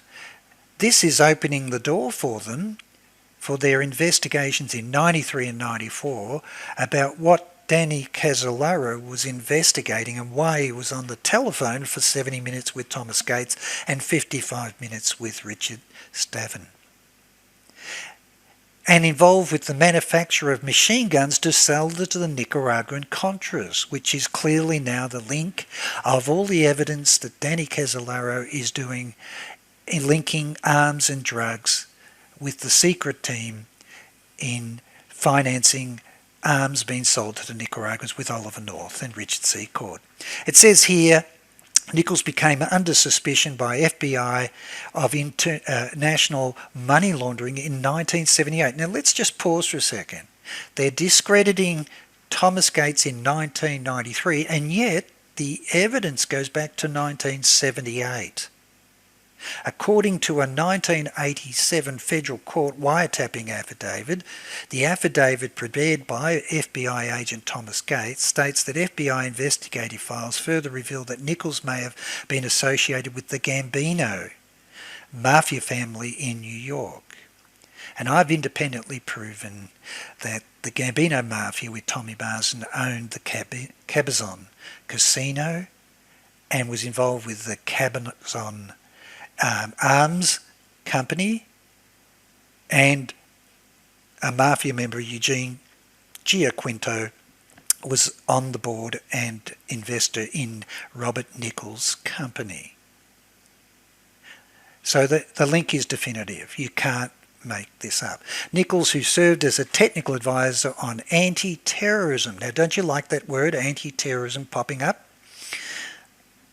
And who do they appoint to do all the investigations?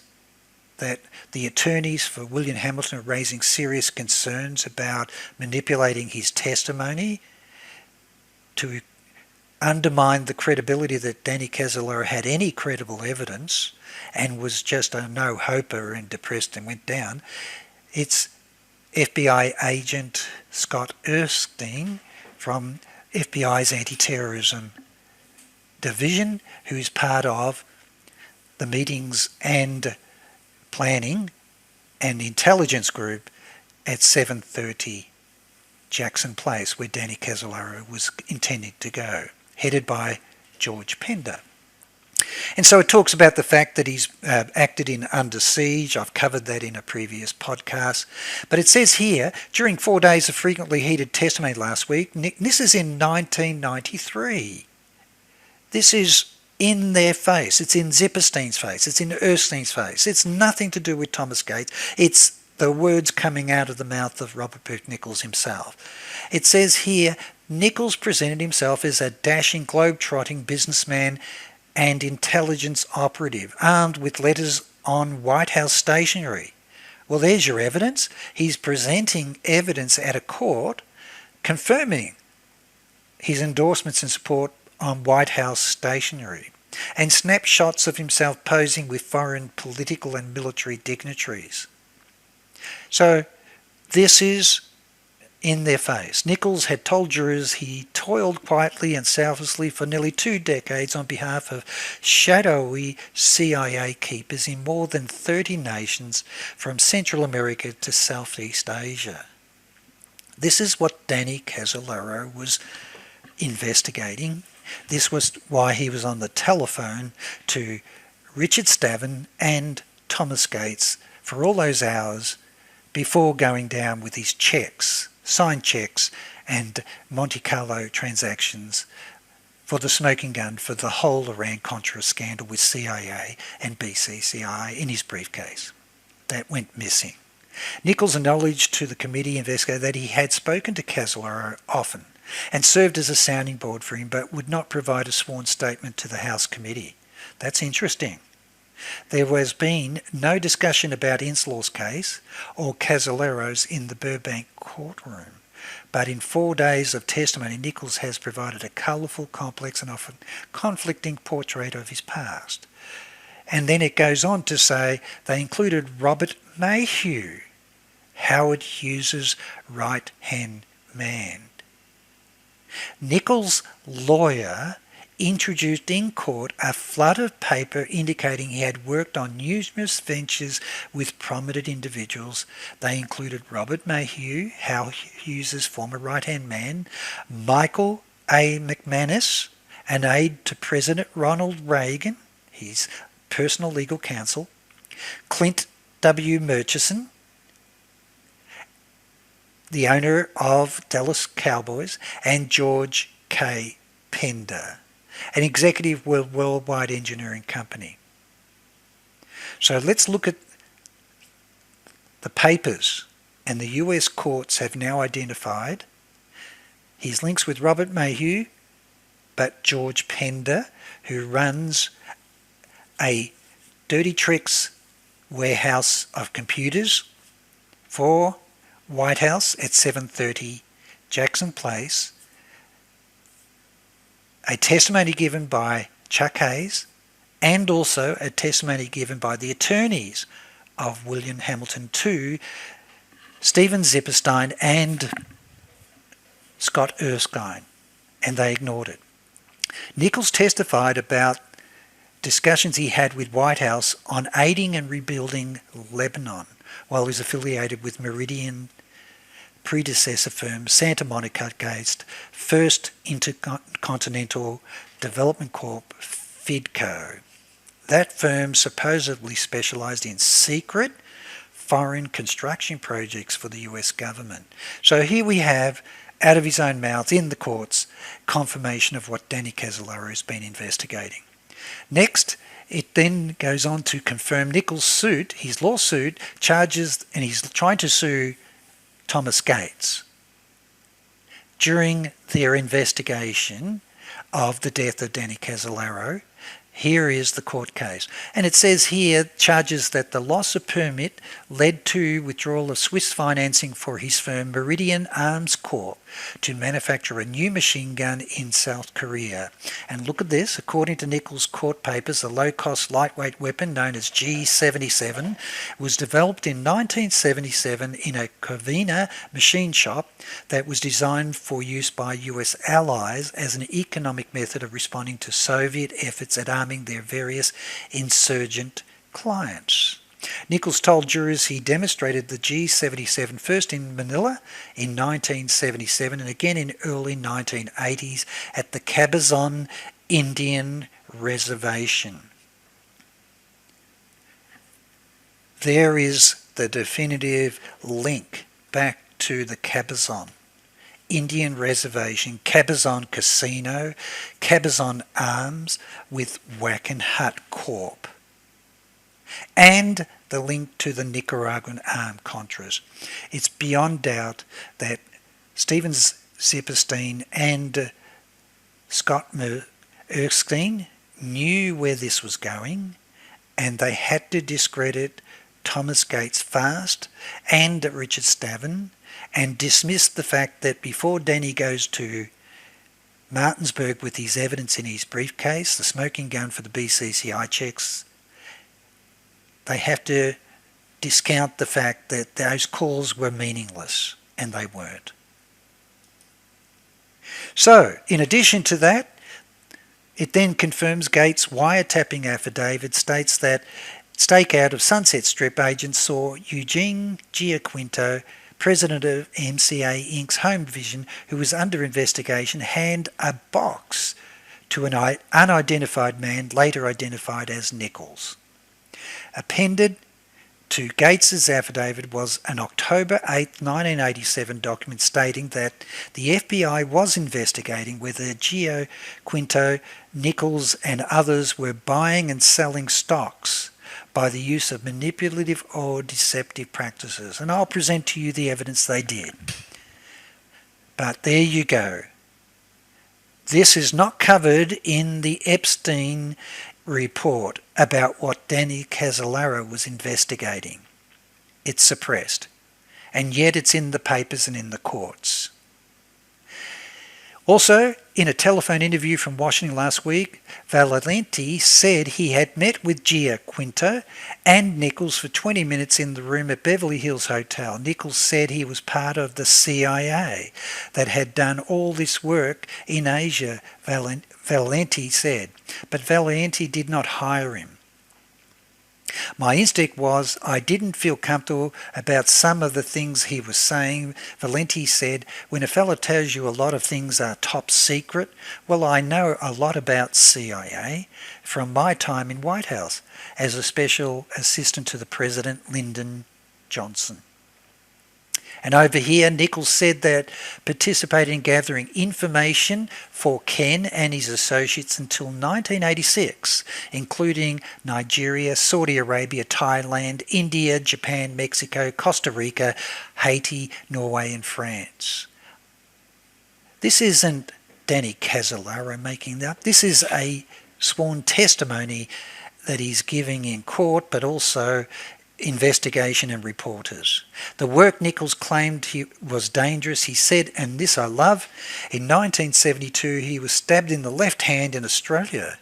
There's evidence that he's down in Australia prior to setting up the loans affair to bring down Gough Whitlam and our Prime Minister Gough Whitlam and Federal Treasurer Dr. Jim Cairns with Frank Colucci and Ted Shackley and Michael Hand from the Nugan Bank. So prior to it.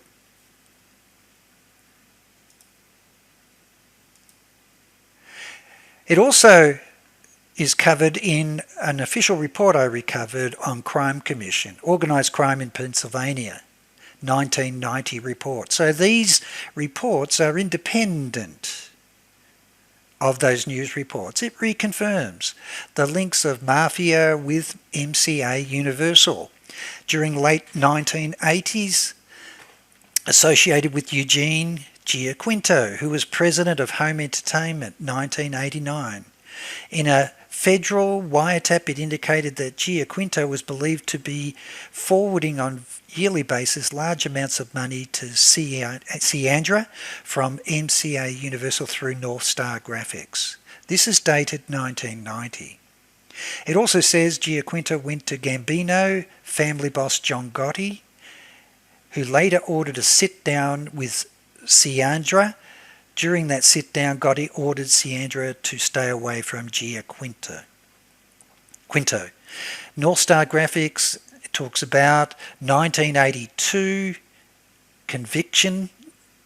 North Star Graphics had $12 to $15 million per year contract with MCA Universal to supply boxes of MCA's home video products. Goes on to talk about further links with Giaquinto over the matter, and then Ciandra was also pressuring Giaquinto for part of the profits Giaquinto was to make from release of a film on Meyer Lansky's life. So everything leads to Robert Booth Nichols is really all over Danny for 4 weeks, and Stephen Zipperstein and Scott Erstein are not going to investigate all these matters that Danny is spending all his time with, and Robert Booth Nichols must have thought was urgent because he flew urgently back from Kuwait and then spent 4 weeks with Danny before disappearing during the week he's murdered. Why would you spend 4 weeks with him and be all over him unless you're worried that Danny CASOLARO has started to put all the links together exposing the octopus and the companies in the theft of the PROMIS software, the murder of Paul Marascus, and the drugs and arms through Nugan Bank, BCCI banker Ambrosiano. There's the board. I've covered this before. There's George Pender, Robert Mayhew, Clint Murchison Jr., Robert Booth Nichols, and of course their direct link is with Michael McManus, direct to the President of the United States, Ronald Reagan. Both George Pender and Robert Mayhew were employed by Howard Hughes in the 60s, and left and right man, they really are the right and left hands of Howard Hughes. This is definitive evidence that I've presented in previous podcasts. 1982, the murder of Paul Marasca, and it confirms that the Gambino Mafia, Thomas Marsden, owned Cabazon Casino with Dr. John P. Nichols. There's a photograph of Thomas Marsden with Frank Colucci and the Godfather, Carlo, for the Gambino, Jimmy the Weasel Frantiano, and Joseph Gambino. You can't get any higher than that link. There's the photograph of the investigation that Michael Riconosciuto is very concerned about the murder of his business partner, who's found hog-tied and shot through the back of the head. The slaying of the victim, who was laundering the funds for the Gambino Mafia and the Nugan Bank through the Cabazon Casino, is found shot dead.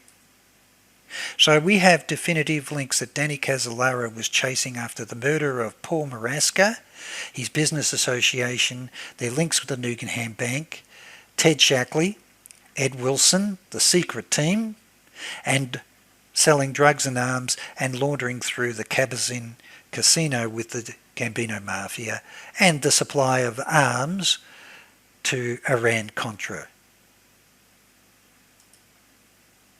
This is the court case, and this is the confirmation for the court case about Thomas Gates contacting the federal police, raising serious concerns about Meridian Arms Corporation, a subdivision of Meridian International Logistics.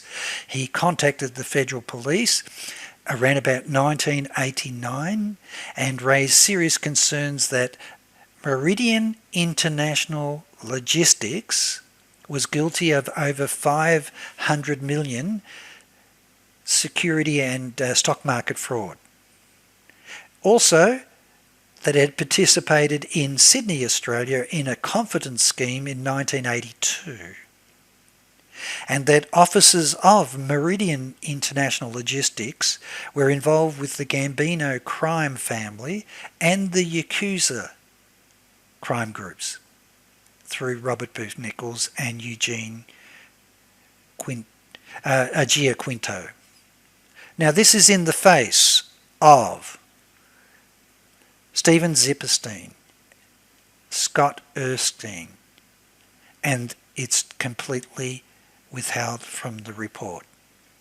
This is what Danny CASOLARO had. I got this from the folders, his research folders. The things I'm showing you are from his research folders.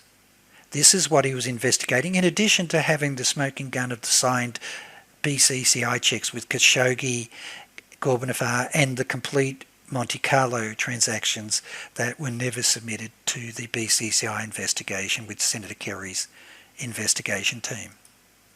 This is what I uncovered. I went back to the original incorporation records of Meridian International, and I'm going to show you something that FBI would have known and the Department of Justice would have known about who is Robert Booth Nichols and his links with the true FIDCO board and the Mafia. And watch this. It was incorporated in 1961, and the two directors were Robert Booth Nichols and Alan Hopko Nichols. I want you to be aware of this. It originally was incorporated in 1961. There are important things to stand out.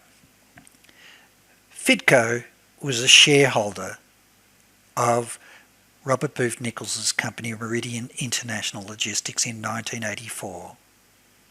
I want you to note these names. Edward G. Marshall is their attorney. After the investigation and court cases, and during the court cases, linking it with Mafia, they call in Edward G. Marshall in terms of doing the change of directorships. Next, over here in 1972, the name Emerson F. Titlow makes statement of change for their company in Nevada. So it's registered in Nevada. It's called Meridian International Logistics. And let's keep going, because remember, Danny's investigating this, and I've got a lot of this from his file, but I found these myself. Meridian confirms that the directors, it's incorporated in 1961 in Nevada, and there are the directors, Alan Hopko and Robert Nichols. Clearly, they own it. It's Robert Nichols' company. But watch this. From the minutes of Meridian International Logistics, it owns the subsidiary Meridian Arms Corporation, which is involved with the Cabazon Arms Company with WACKENHUT, Cabazon Casino, and also Michael's company, Recovery Technology, with Paul Maraska. And their dealings with the Nugan Bank, and also their dealings with the Gambino Mafia, and their dealings with Richard Secord and Albert Hakem for the supply of machine guns and night scopes for the Contras in Nicaragua. Yes, it confirms a couple more directors. There's Robert B. Nichols. He's the president. Have a look at this name, David Stanley. He's the Vice President. And I will be doing my investigations on the names that I'm showing you to show this. Here is the letter from Gene Giaquinto announcing his resignation from MCA. I want you to note this is occurring in 1988. 1988, before Danny CASOLARO is investigating. Also, here is a letter to Meridian International Logistics addressed to David, signed by Eugene Giaquinto, and David Stanley is the Vice President of Meridian International Logistics with Robert Booth Nichols, who's the President. And I started to wonder, who is this person? And the address used here for Giaquinto's letter has gone to announce his resignation in exchange that he's going to get to keep 10,000 shares of stock in Meridian. And the address is 1666 San Onofre Drive, Pacific Palisades, California. And look what I discover. Here is the minutes of FIDCO confirming that they've got a problem. The purpose of the impromptu meeting was to accept the resignation of Eugene Giaquinto as a director of the corporation at the request of Robert Nichols. Mr. Giaquinto's resignation, which has stated will be written, signed and received by Friday the 27th of 1988. FBI agent Thomas Gates, which Meridian International Logistics became aware of on March 1st, 1988, when he contacted Mr. Nichols by telephone and requested a meeting. Upon meeting with Agent Gates on March 8th, 1988, our legal counsel, which they're appointed, is now having to address the matter in terms of the relationship between Robert Booth Nichols and MCA Inc., of which Mr. Giaquinto is an officer. So it's all been raised, and it quotes, stated that he's never been involved whatever would jeopardise Meridian International Logistics or MCA, which is being presently investigated by Organised Crime Task Force and being widely publicised in the media. Now, watch this. However, when Meridian International Logistics officer in charge of transfers, David Stanley, received a subpoena for documentation on stock issuance and transfers of Meridian International Logistics in his possession on May the 16th, 1988, delivered to Agent Gates. Mr. Nichols felt that Mr. Giaquinto's involvement with MCA had brought about this investigation. This is a copy of the certificates of shares being given across to Eugene Giaquinto. It's dated December 4th, 1987, confirming that his investment is $10,000 to get shares in this company. This is the minutes of Meridian International. We refer to the litigation involving the G77 small machine gun being manufactured by Meridian Arms Corporation, which is involved in joint ventures with WACKENHUT Cabazon Arms subsidiary with Michael Riconosciuto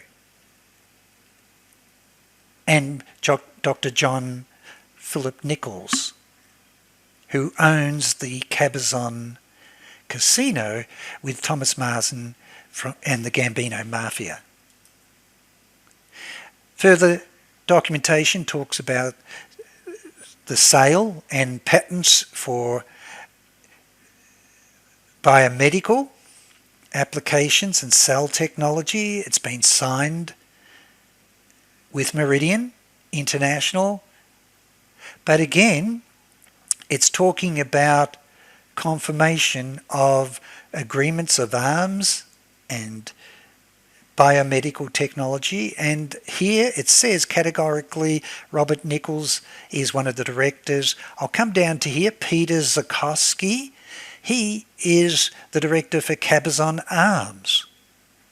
And Harold T. Okimoto, he is identified as one of the heads in Hawaii of the Yakuza, who is the link with Robert Booth Nichols. So here is your WACKENHUT direct link that Peter Zakowski is a director at Cabazon Arms and his company, together with John P. Nichols, with Robert Booth Nichols and a director of Robert Booth Nichols' company. Meridian Arms Corporation, a subsidiary of Meridian International Logistics. There is the confirmation that they've negotiated the rights for the patents with a Frank J. Davis with Meridian International Logistics, and it's for a patent called CL-2000 carburetor or carburation gas air mixture technologies, a patent. But what's caught my attention is they've received a contract with Strategic Air Command, US Air Force. So we have links of MAFIA with Robert Booth Nichols, contracts with making arms with WACKENHUT, and also getting contracts with the US Strategic Air Command. There's the confirmation that the patents that they own with Japanese scientists, cytotoxic T lymphocytes, T cells, research technology. So it's biomedical technology, but also can be biomedical warfare. And it's all been signed with the companies, with the board of Meridian International Logistics. So let's go back to this. Meridian International Logistics, its address is 1666 San Onofre Drive, Pacific Palisades, California. There it is again, the same address. And who is it? It's the home address of David Stanley. He's the Vice President of Meridian International Logistics, and guess what? He's the immediate neighbour of President Ronald Reagan. His home address. He lives next door to Ronald Reagan. And confirmation, who did Eugene Giaquinto write his letter to for his resignation to Meridian? Was to David Stanley, addressed to him. In return for his resignation, he's issued with a stock certificate, shares in Meridian International. And I found this press release. Look at this. Reagan may sell his home. And who do they interview? David Stanley, who lives with his wife and his mother across the street from Reagan's, Santa Fe Drive, said he was surprised to hear that the Reagans might move away. And as far as we're concerned, Stanley said, we'd like him to stay. It's kind of interesting to live right across the street from the President of the United States. It's just amazing. He's been here since 56.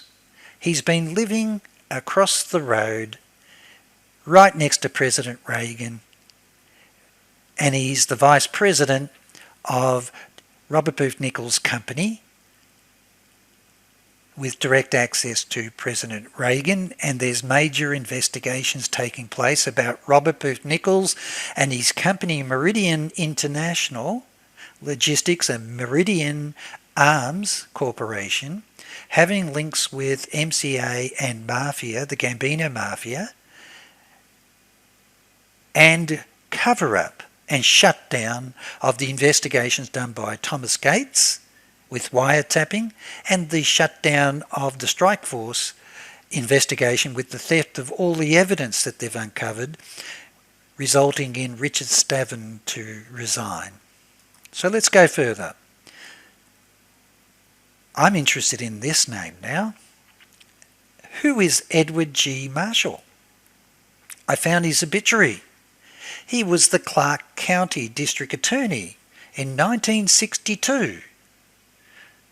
Why is he appointed to do the change of the directors and directorships and statements of their company, Robert Booth's company, Nichols' company, in 1992 during the court case where Robert Booth Nichols is suing Thomas Gates in the courts?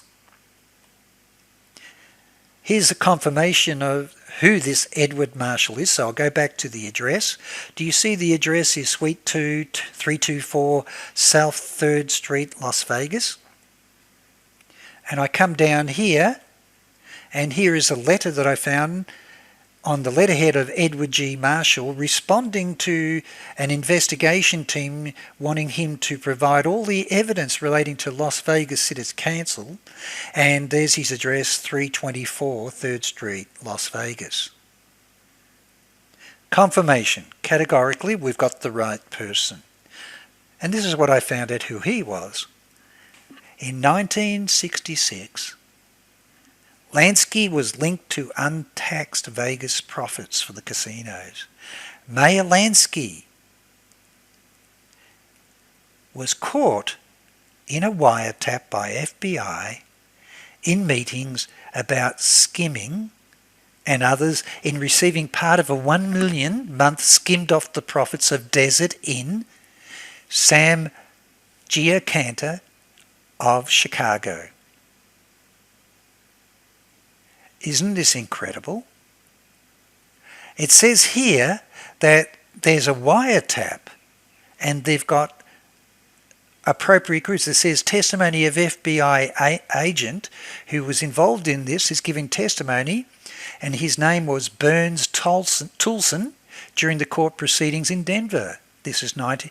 Toulson testified that the FBI had bugged the executive office of Desert Inn Casino during an investigation which began in March 1962. Toulson testified, in addition to skimming activities, we were interested in the amount of money that was skimmed, who the recipients of this money were. And it turns out the undisclosed interests of who undisclosed holders were, and the interest in such things as the corruption of public officials were being paid off. If you go further on this article, it says if we received information regarding Giancana or Lansky, Toulson testified, or anyone else would send a copy to that office for the files. Toulson testified. He said the skimming was done in the executive offices. And then it says Nevada Governor Grant Sawyer was angered at the FBI bugging, ordered prosecution under the state law of the agents involved. Las Vegas District Attorney, and here's the person, Edward G. Marshall, who picked up his cue from the governor, promising he will prosecute FBI agents who were involved in this wiretapping.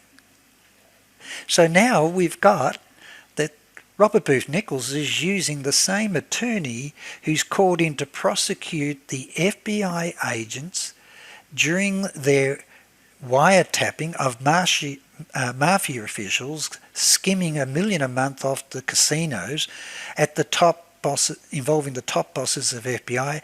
He's got him doing the legal work on his company during the investigation they're launching involving the wiretapping of Robert Booth Nichols by Thomas Gates, wiretapping of conversation between Eugene Giaquinto and Robert Booth Nichols. You can't make this up. This is further evidence that the lawyers involved are trying to prevent the evidence of what was on those wiretaps being made publicly known. And it says here, Nevada gambling control agents were reviewing FBI testimony linking the casino to the underworld. And if you go further, I then found another article, FBI use of listening devices, and it says here that Las Vegas is beginning an investigation that could result in an attempt to prosecute the FBI agents for violation of Nevada law, which Edward Marshall is leading. And then it says here, the responsibility for bugging of Black's apartment and for bugging in Las Vegas may rest with either J. Edgar Hoover, director of the FBI, or Senator Robert F. Kennedy, Democrat of New York, who was then Attorney General. Isn't it interesting that we've got now on the corporate records the actual attorney who goes all the way back to the evidence of wiretapping implicating the bosses and heads of the mafia skimming $1 million a month off the casinos, and matters going back to Robert F. Kennedy. So basically, agents of the FBI are defendants in a civil damage action brought by the head of big casino hotel in Las Vegas. And the scenes manoeuvring in fraud and conspiracy indictments just January against Robert G. Baker, former secretary to the Democrats in United States Senator.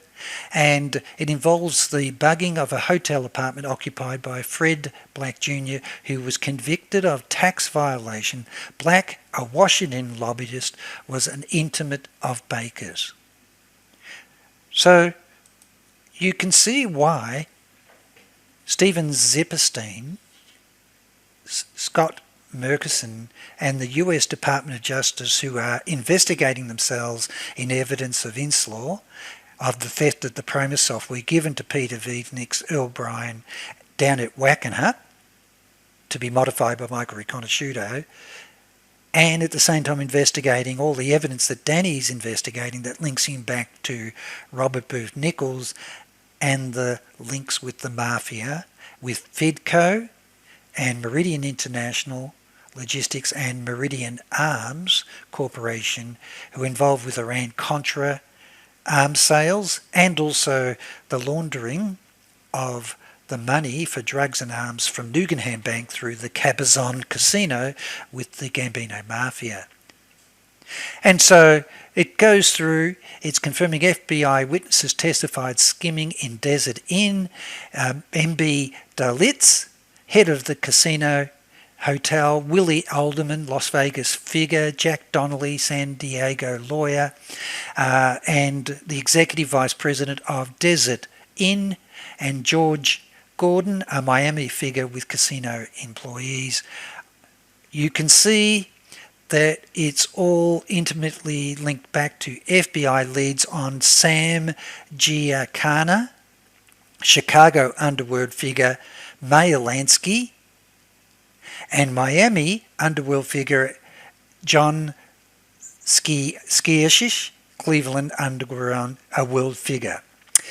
I won't go through the rest, but you can see we found that Edward G. Marshall is a crusading moralist who is a governorship candidate in the Democratic primary, is leading the attack for, since the bug was found, Levison's telephone, electronic eavesdropping, a major grant demanded Robert Kennedy and President Johnson that the bugging of the federal investigators be stopped.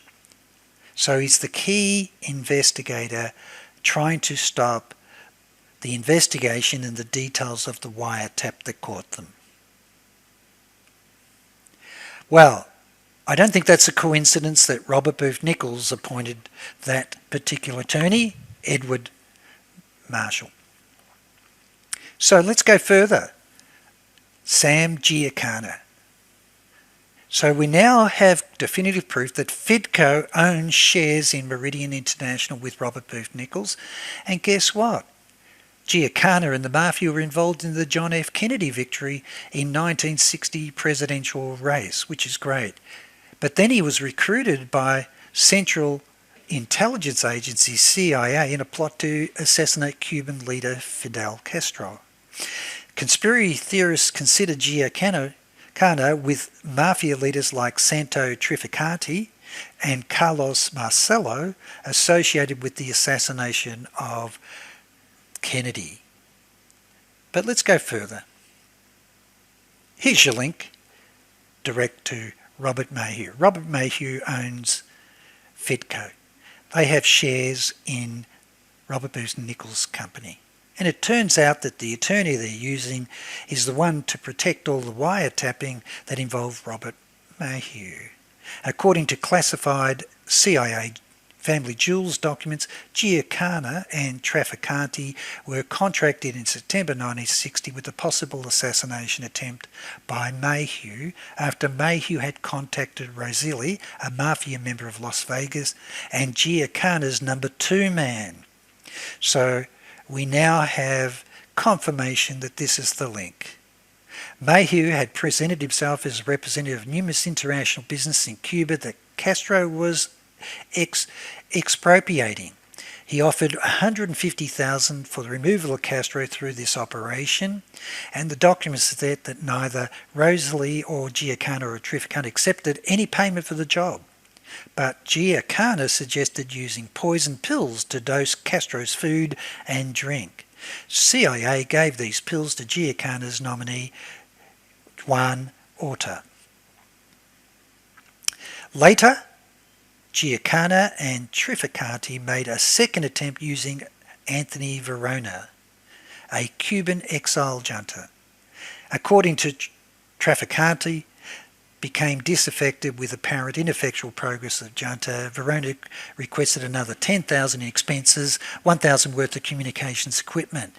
How much work was performed for the second is unknown, as the entire program was cancelled soon after due to the Bay of Pigs invasion. So let's go further than that.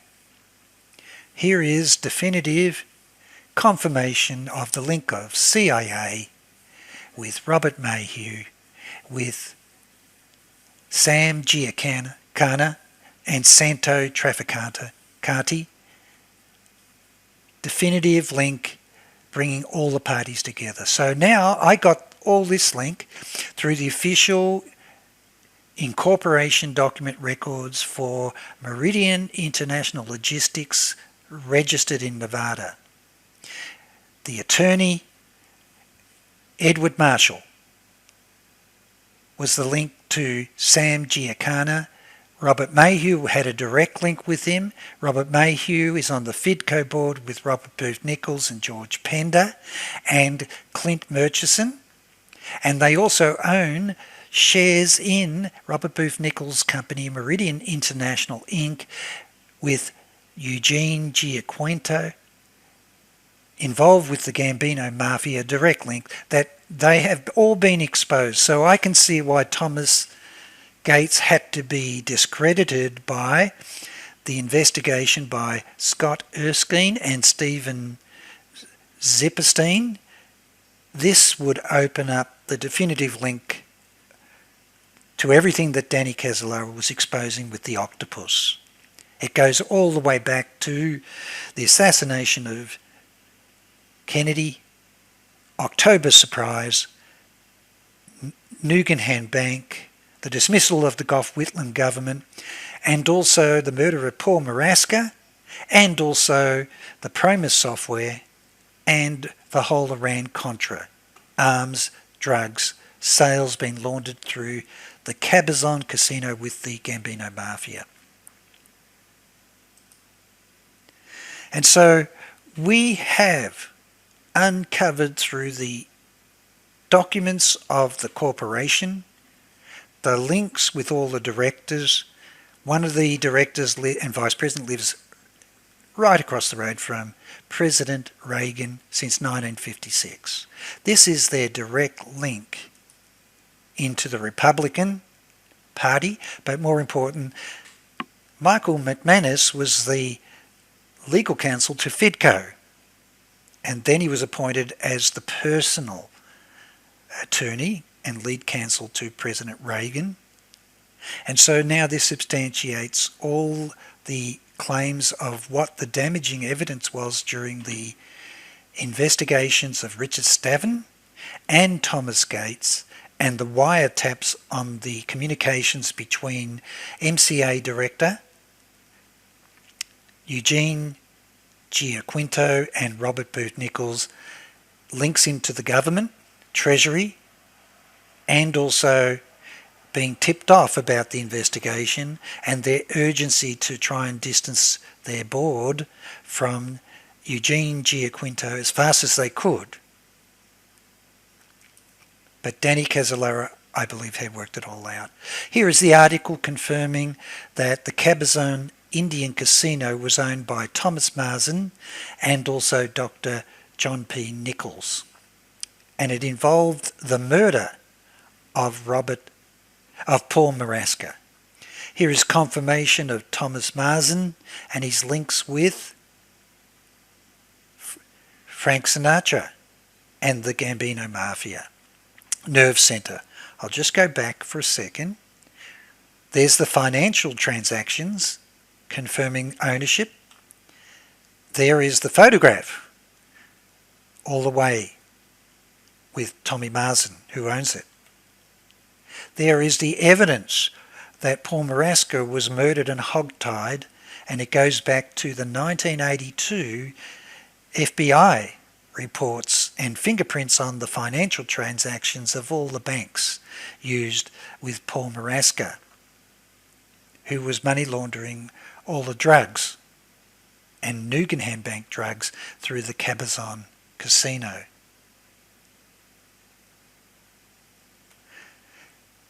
So Danny Casolaro's evidence clearly identified this. The link that they were worried about was Meridian Arms and Meridian International, back with WACKENHUT and Michael Riconosciuto and the murder of Maraska, back to Nugan Bank, all the way back to the secret team, Arms and Drugs. So let's go one step further. Who's this person? Emmis Titlow. This is what I found. There are overwhelming investigative reports showing that he was buying all the dormant mining companies in Nevada, and they were being used for stock fraud with the Mafia. Here is evidence that he had bought out companies, and it's all linked with Select Enterprise Inc. The evidence is overwhelming that Emerson Titlow, is buying companies. He bought one company with these people, was buying all the shares. And they had set up a company called Select Enterprise that was pumping the stock, and it was just an empty company, and it raising $16 million thereabouts of false stock fraud, and stock market people are being crucified and charged with fraud. They had looked at Lad Mountain Mining Company, and it turns out on that day, Emerson Titlow, he was you're going to love it, they're all senators, acquired outstanding stock of that company before it was being pumped through Select. I'll just go back. Select Enterprise Inc. is the common company. Then another time, another case, this is now in 1970, Senator Roger Bissett and Senator Emerson Titlow had then bought all the remaining stock of a company called Goldfield Candelaria Mining Cooperatives Inc. and were pumping its stock again through Select Enterprise Inc. And this resulted in the prosecution of other stock market personalities for fraud, massive fraud, stock fraud. Now this is independent of Thomas Gates's investigation. This goes back to the 60s and 70s. And so it turned out there was evidence of $16 million worth of stock fraud through Select Enterprise Inc. using Goldfield Candelaria Candelaria Cooperative Mining Co. and involving Senator Emerson F. Titlow. Don't you just love it? Another one, these people are prosecuted, attorneys are able to get Emerson Titlow, Senator Titlow and Emerson Roger Bissett are acquitted. They're the ones that bought the stock, they're the ones that were passing it across, and these are the guys that get prosecuted for selling the stock. But how does he turn up in doing the amendments of the changes of directorships of Robert Booth Nichols' company? And how does Edward G. Marshall turn up making changes? It's all relating to investigations with attorneys where it involves mafia. As I said, it was Michael Riconosciuto that was working directly and assisting Danny Casolaro. The recordings of Alan Boyak's interviews with Michael Riconosciuto when he's charged and in prison facing a court trial says that Fidco is an NSC cutout. George Pender, Robert Mayhew, Robert Booth Nichols. This is a nasty bunch of people. They're still alive and well. And quite clearly, in 1984, I was involved with Robert Booth Nichols, who owns Meridian Arms Corporation and is the principal in Fidco. The CEO of Fidco is George Pender, and Robert Mayhew was the vice president. And Fidco was an NSC corporate cutout. This is where Danny Casolaro had joined the dots. Not only Michael Riconosciuto's testimony, he had the transcripts of all the interviews done by Alan Boyak, and that's why he was talking to Alan Boyak only days before going to Martinsburg.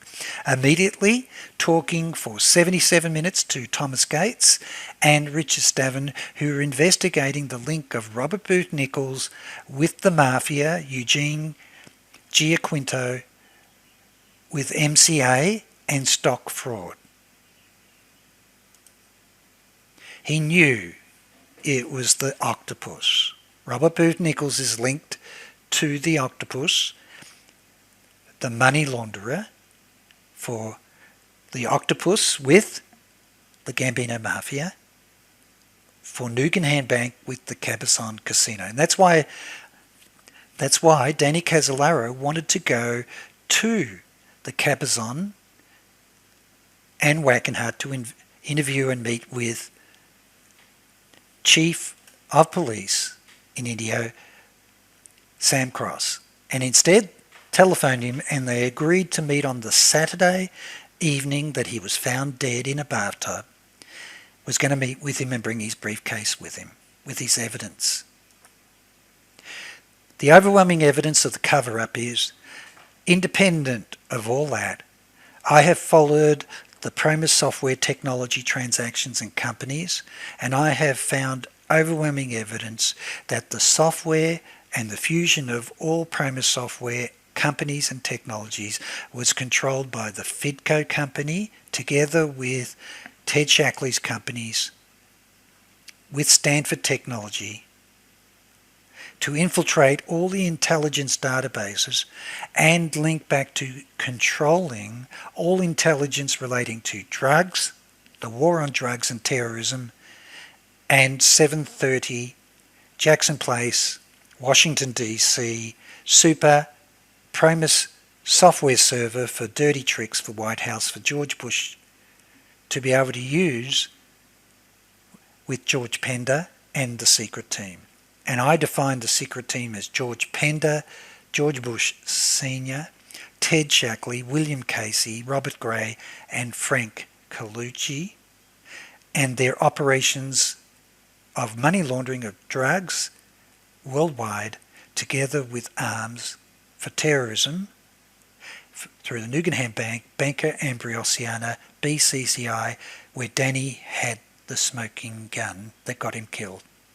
The checks signed by Khashoggi, Gorbanafar, with all the transactions through the Monte Carlo Bank, and then eventually Citibank.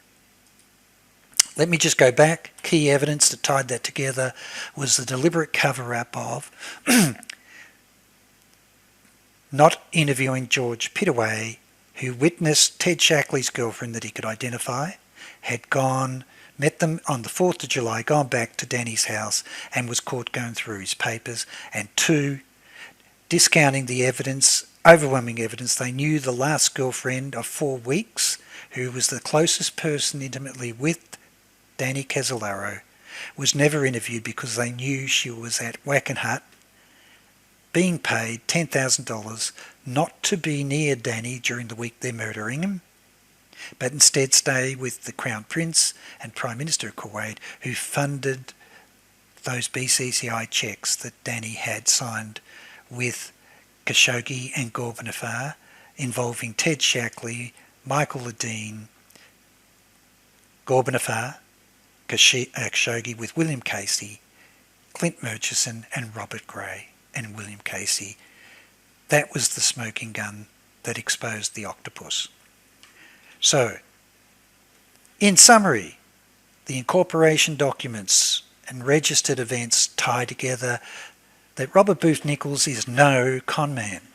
He really is the vehicle for international money laundering, with the Gambino Mafia at the top, the Mafia all the way up across America, but he also had the security notes and bonds of Marcos's gold in Switzerland. I have copies of those, that he was laundering Marcos's gold as well. And that's why he was intimately on the board of FIDCO and part of their secret team for the drugs with the Mafia and the gold bullion from Marcos.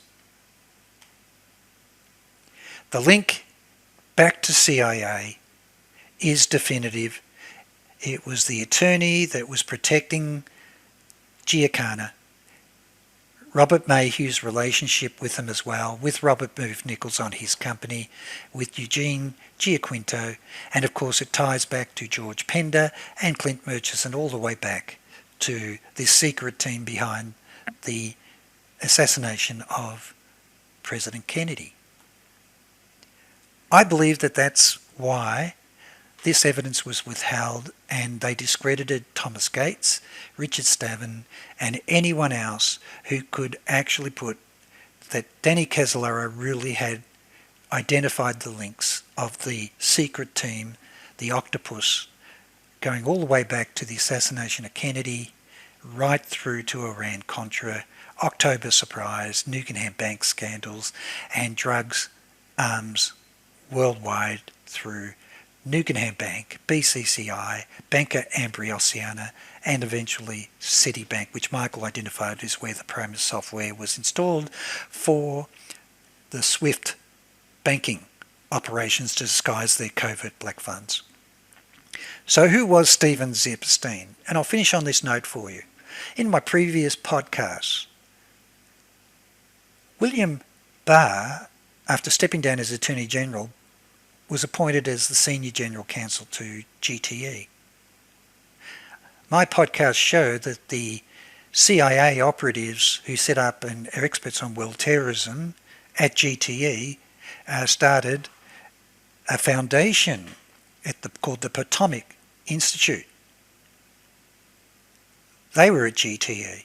I've also shown evidence that Paul Wormley, who was working with Earl Bryan with Simcom Inc. and Hadron Inc., sold his software for law enforcement to GTE, and it was sold to the Australian law enforcement agencies. Isn't it ironic that Stephen Zepstein also gets appointed as the Senior Vice President and Deputy General Counsel for GTE? It seems like the pathway that if you're involved with CIA in cover-ups, your next appointment is with GTE. I thought I'd bring that to your attention. So the trail of the evidence is Danny CASOLARO, anyone that was credible that could substantiate that Danny wasn't depressed, that Danny was excited about his evidence, they've cited his evidence, he knew what he was doing and believed he was murdered, was shut down by the Zepstein investigation, who were covering up the theft of the PROMIS software that Danny was investigating, stolen from Inslaw, and also the links of the octopus with drugs and arms. So William Hamilton was the key person. He raised the serious concerns about the credibility of Zepstein and Erskine with their investigation. Categorically raised serious concerns. And I think the cover-up of this evidence here, that a male was seen leaving the room of Danny CASOLARO on the Saturday, isn't in the report, and they deny that he ever said that. Yet it's in the writings and legal advice coming back from the attorney representing Inslaw. It also has written back in writing that CASOLARO was going to get killed if he went to the building at 7:30 Jackson Place, headed by George Pender, and that Earl Bryan and Peter Vinks both report to Pender about the PROMIS software copies. Also confirms that it's at Jackson Place. It's the White House dirty tricks, secret bunker, computers, and it can infiltrate all communications, including US government intelligence, law enforcement, national security databases on American citizens. It's just completely ignored. Independent confirmation in our interviews with Chuck Hayes. And I found eventually, after many years, confirmation that it was Vice President George Bush's task force nerve centre set up with William Casey.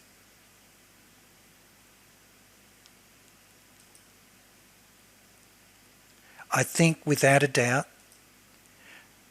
all evidence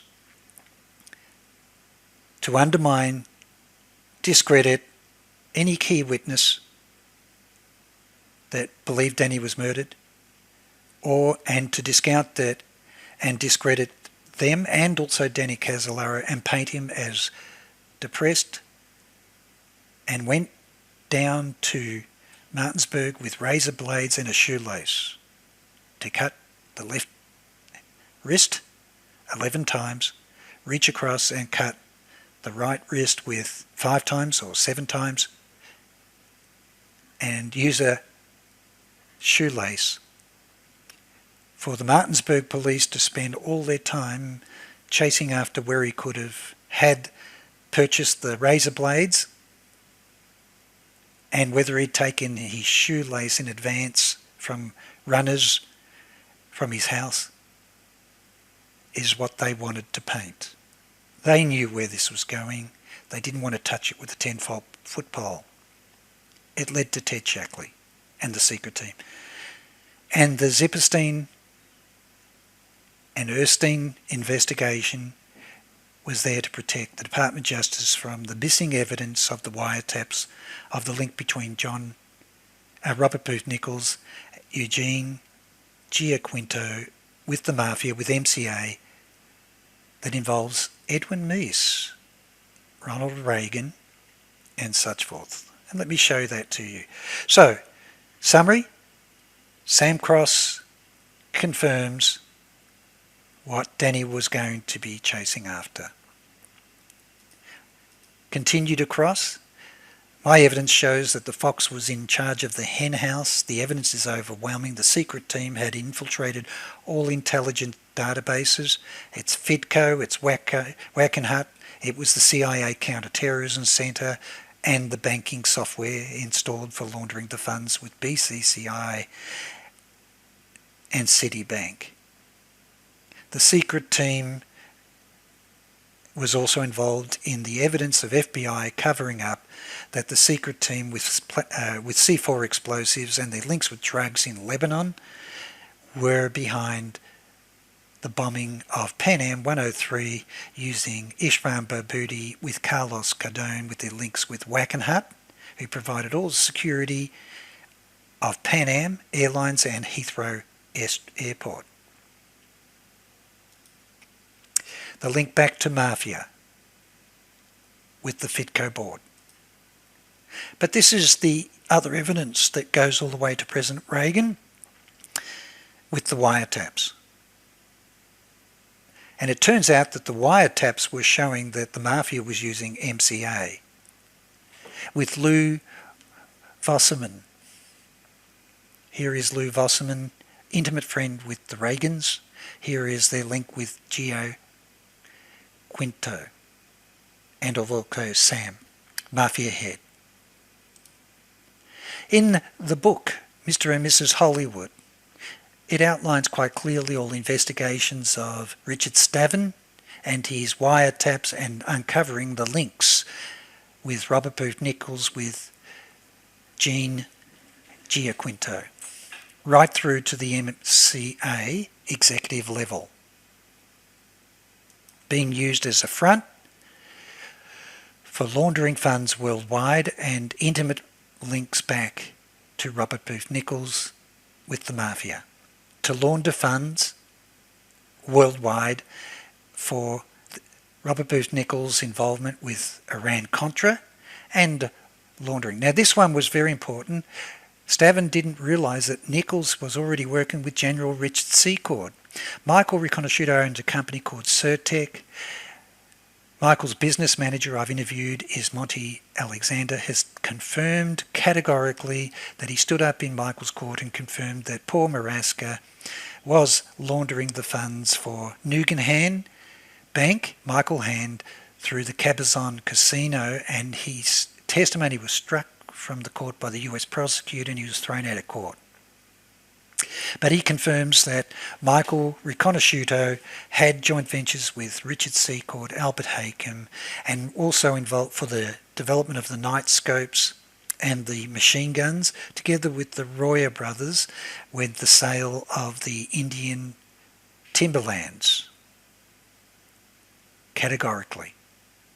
So that's how intimate Michael Riconosciuto's companies were, and also partnerships with Carlos Cardone. So Robert Booth Nichols, and this is the testimony, a statement in interview. Secord's agents retired US Navy Lieutenant Al Martin, and I have a taped interview with Al Martin to confirm other matters. Record meeting Nichols in Miami. Nichols had 8 different social security numbers, 4 different dates of birth. Martin, who said he helped launder money through friendly American companies. That's how Martin met Nichols. A dapper spook who looked like Clark Cable, moved like James Bond. According to Martin, Nichols was laundering money.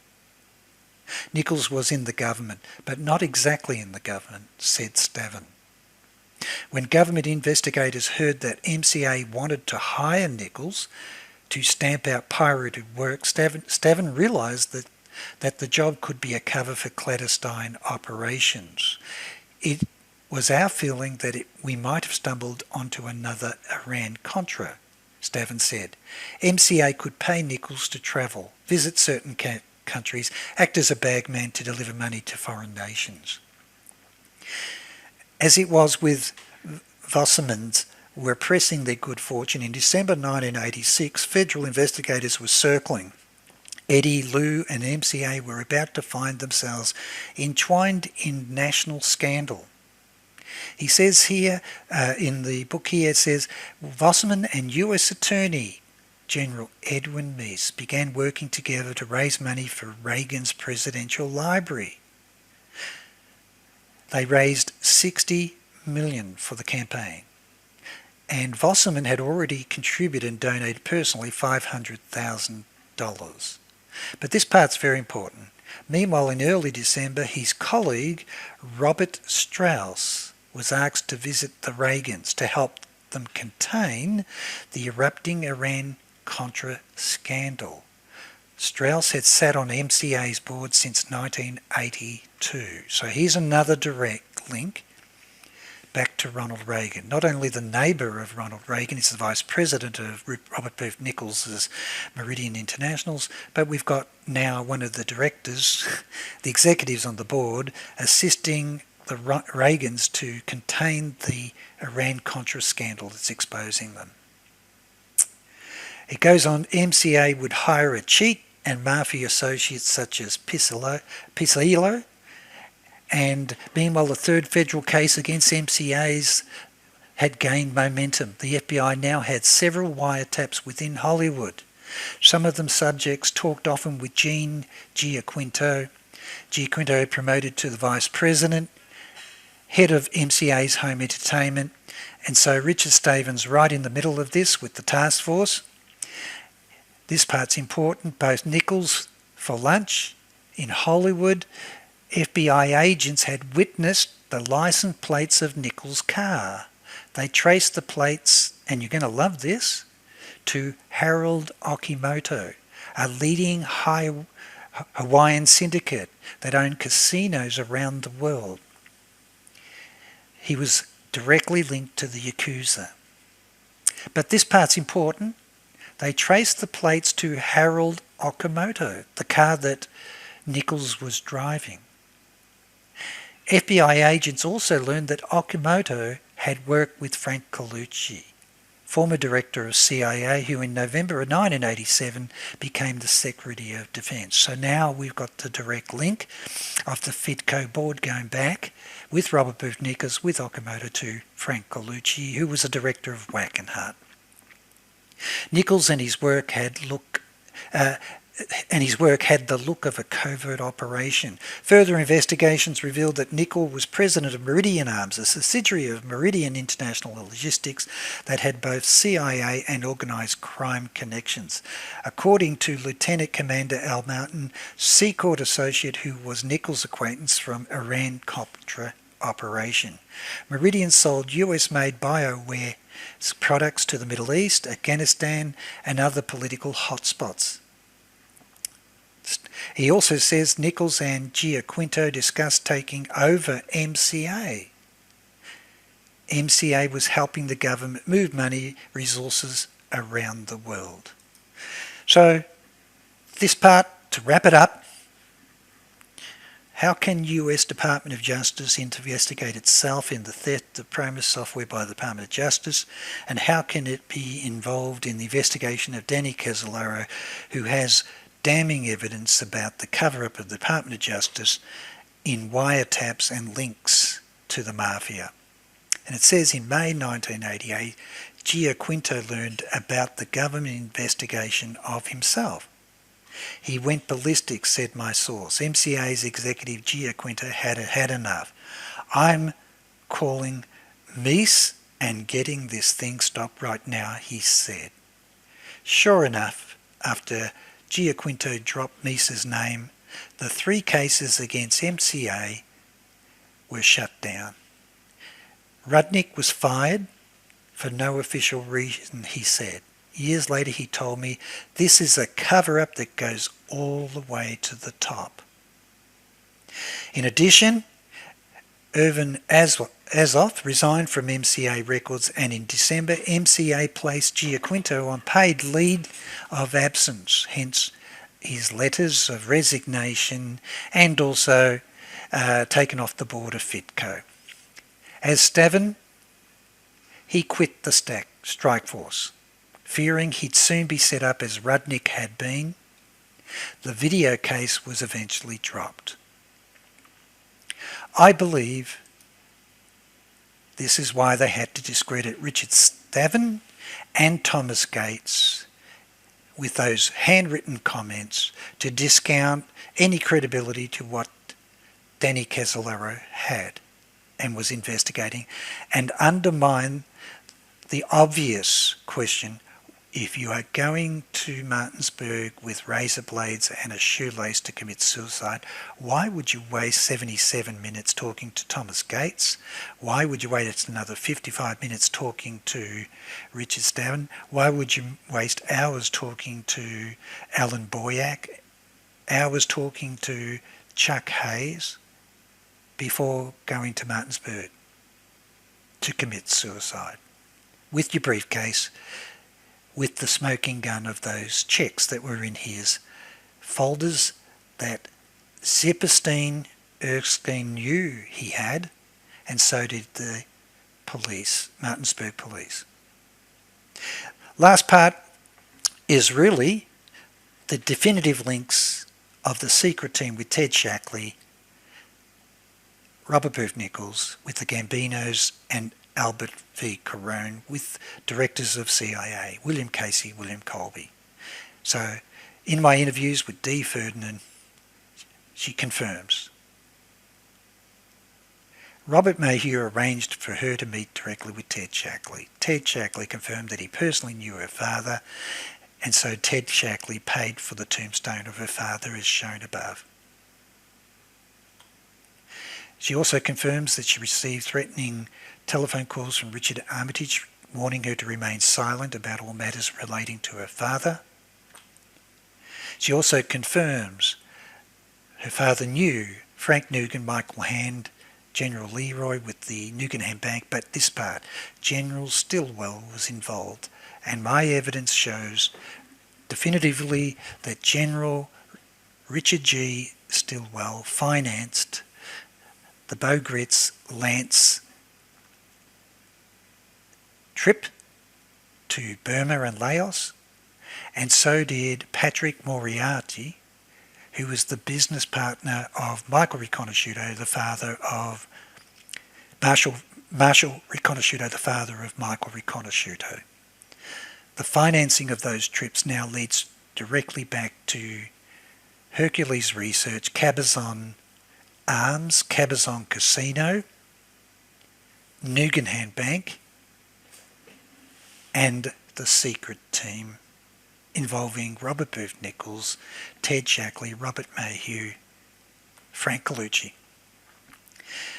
She also confirmed all those there. I've covered this before. It's about the drugs through Nugan Bank.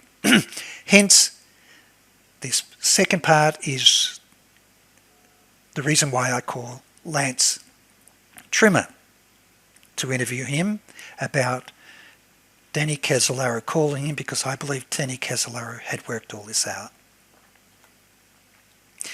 And so the key parts that is the cover-up. Danny CASOLARO had worked it all out. He was meeting with Sam Cross on the Saturday evening, bringing his briefcase, and Sam Cross had validated the credibility of Michael Riconosciuto during his trial about the murders at the Cabazon. And that he was bringing his briefcase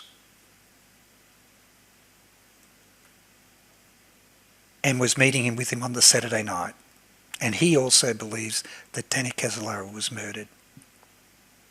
So, in summary, and before now, third part will be what evidence did Lance Trimmer give me about his discussions with Danny CASOLARO and the link with Cabazon, Casino, Nugan Bank and the drugs with the secret team. These are the things definitively that shows that the Zipperstein report is a cover-up, but more important than that, it's so deceptive. The evidence that it left out was a scandal. They never interviewed George Pittaway about meeting the girlfriend of Ted Shackley. They never interviewed the last girlfriend of Danny CASOLARO, even though they had her number, her name and number.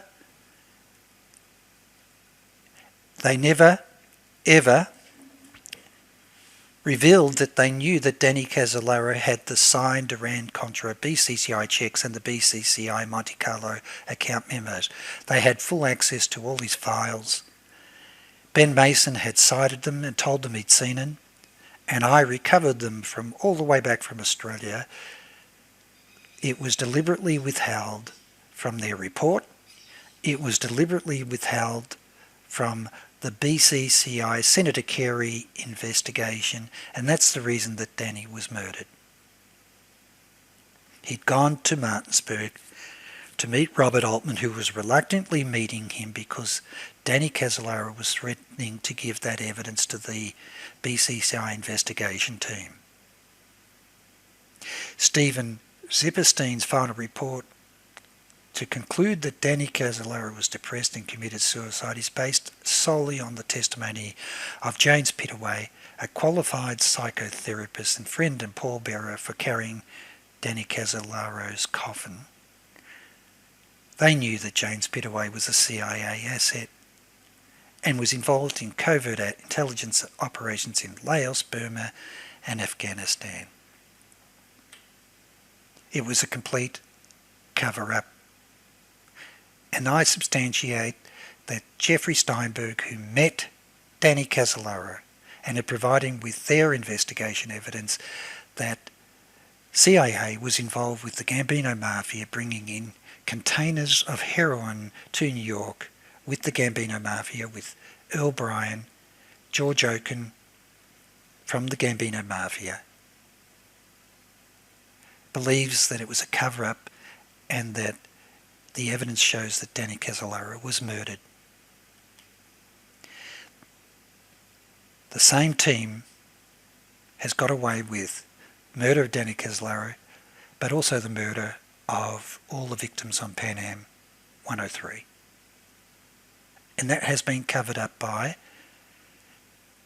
the head of FBI and also anyone involved with the investigation of anti-terrorism activities associated with that investigation. And so I believe that Scott Erskine probably knows where the true investigation would have led.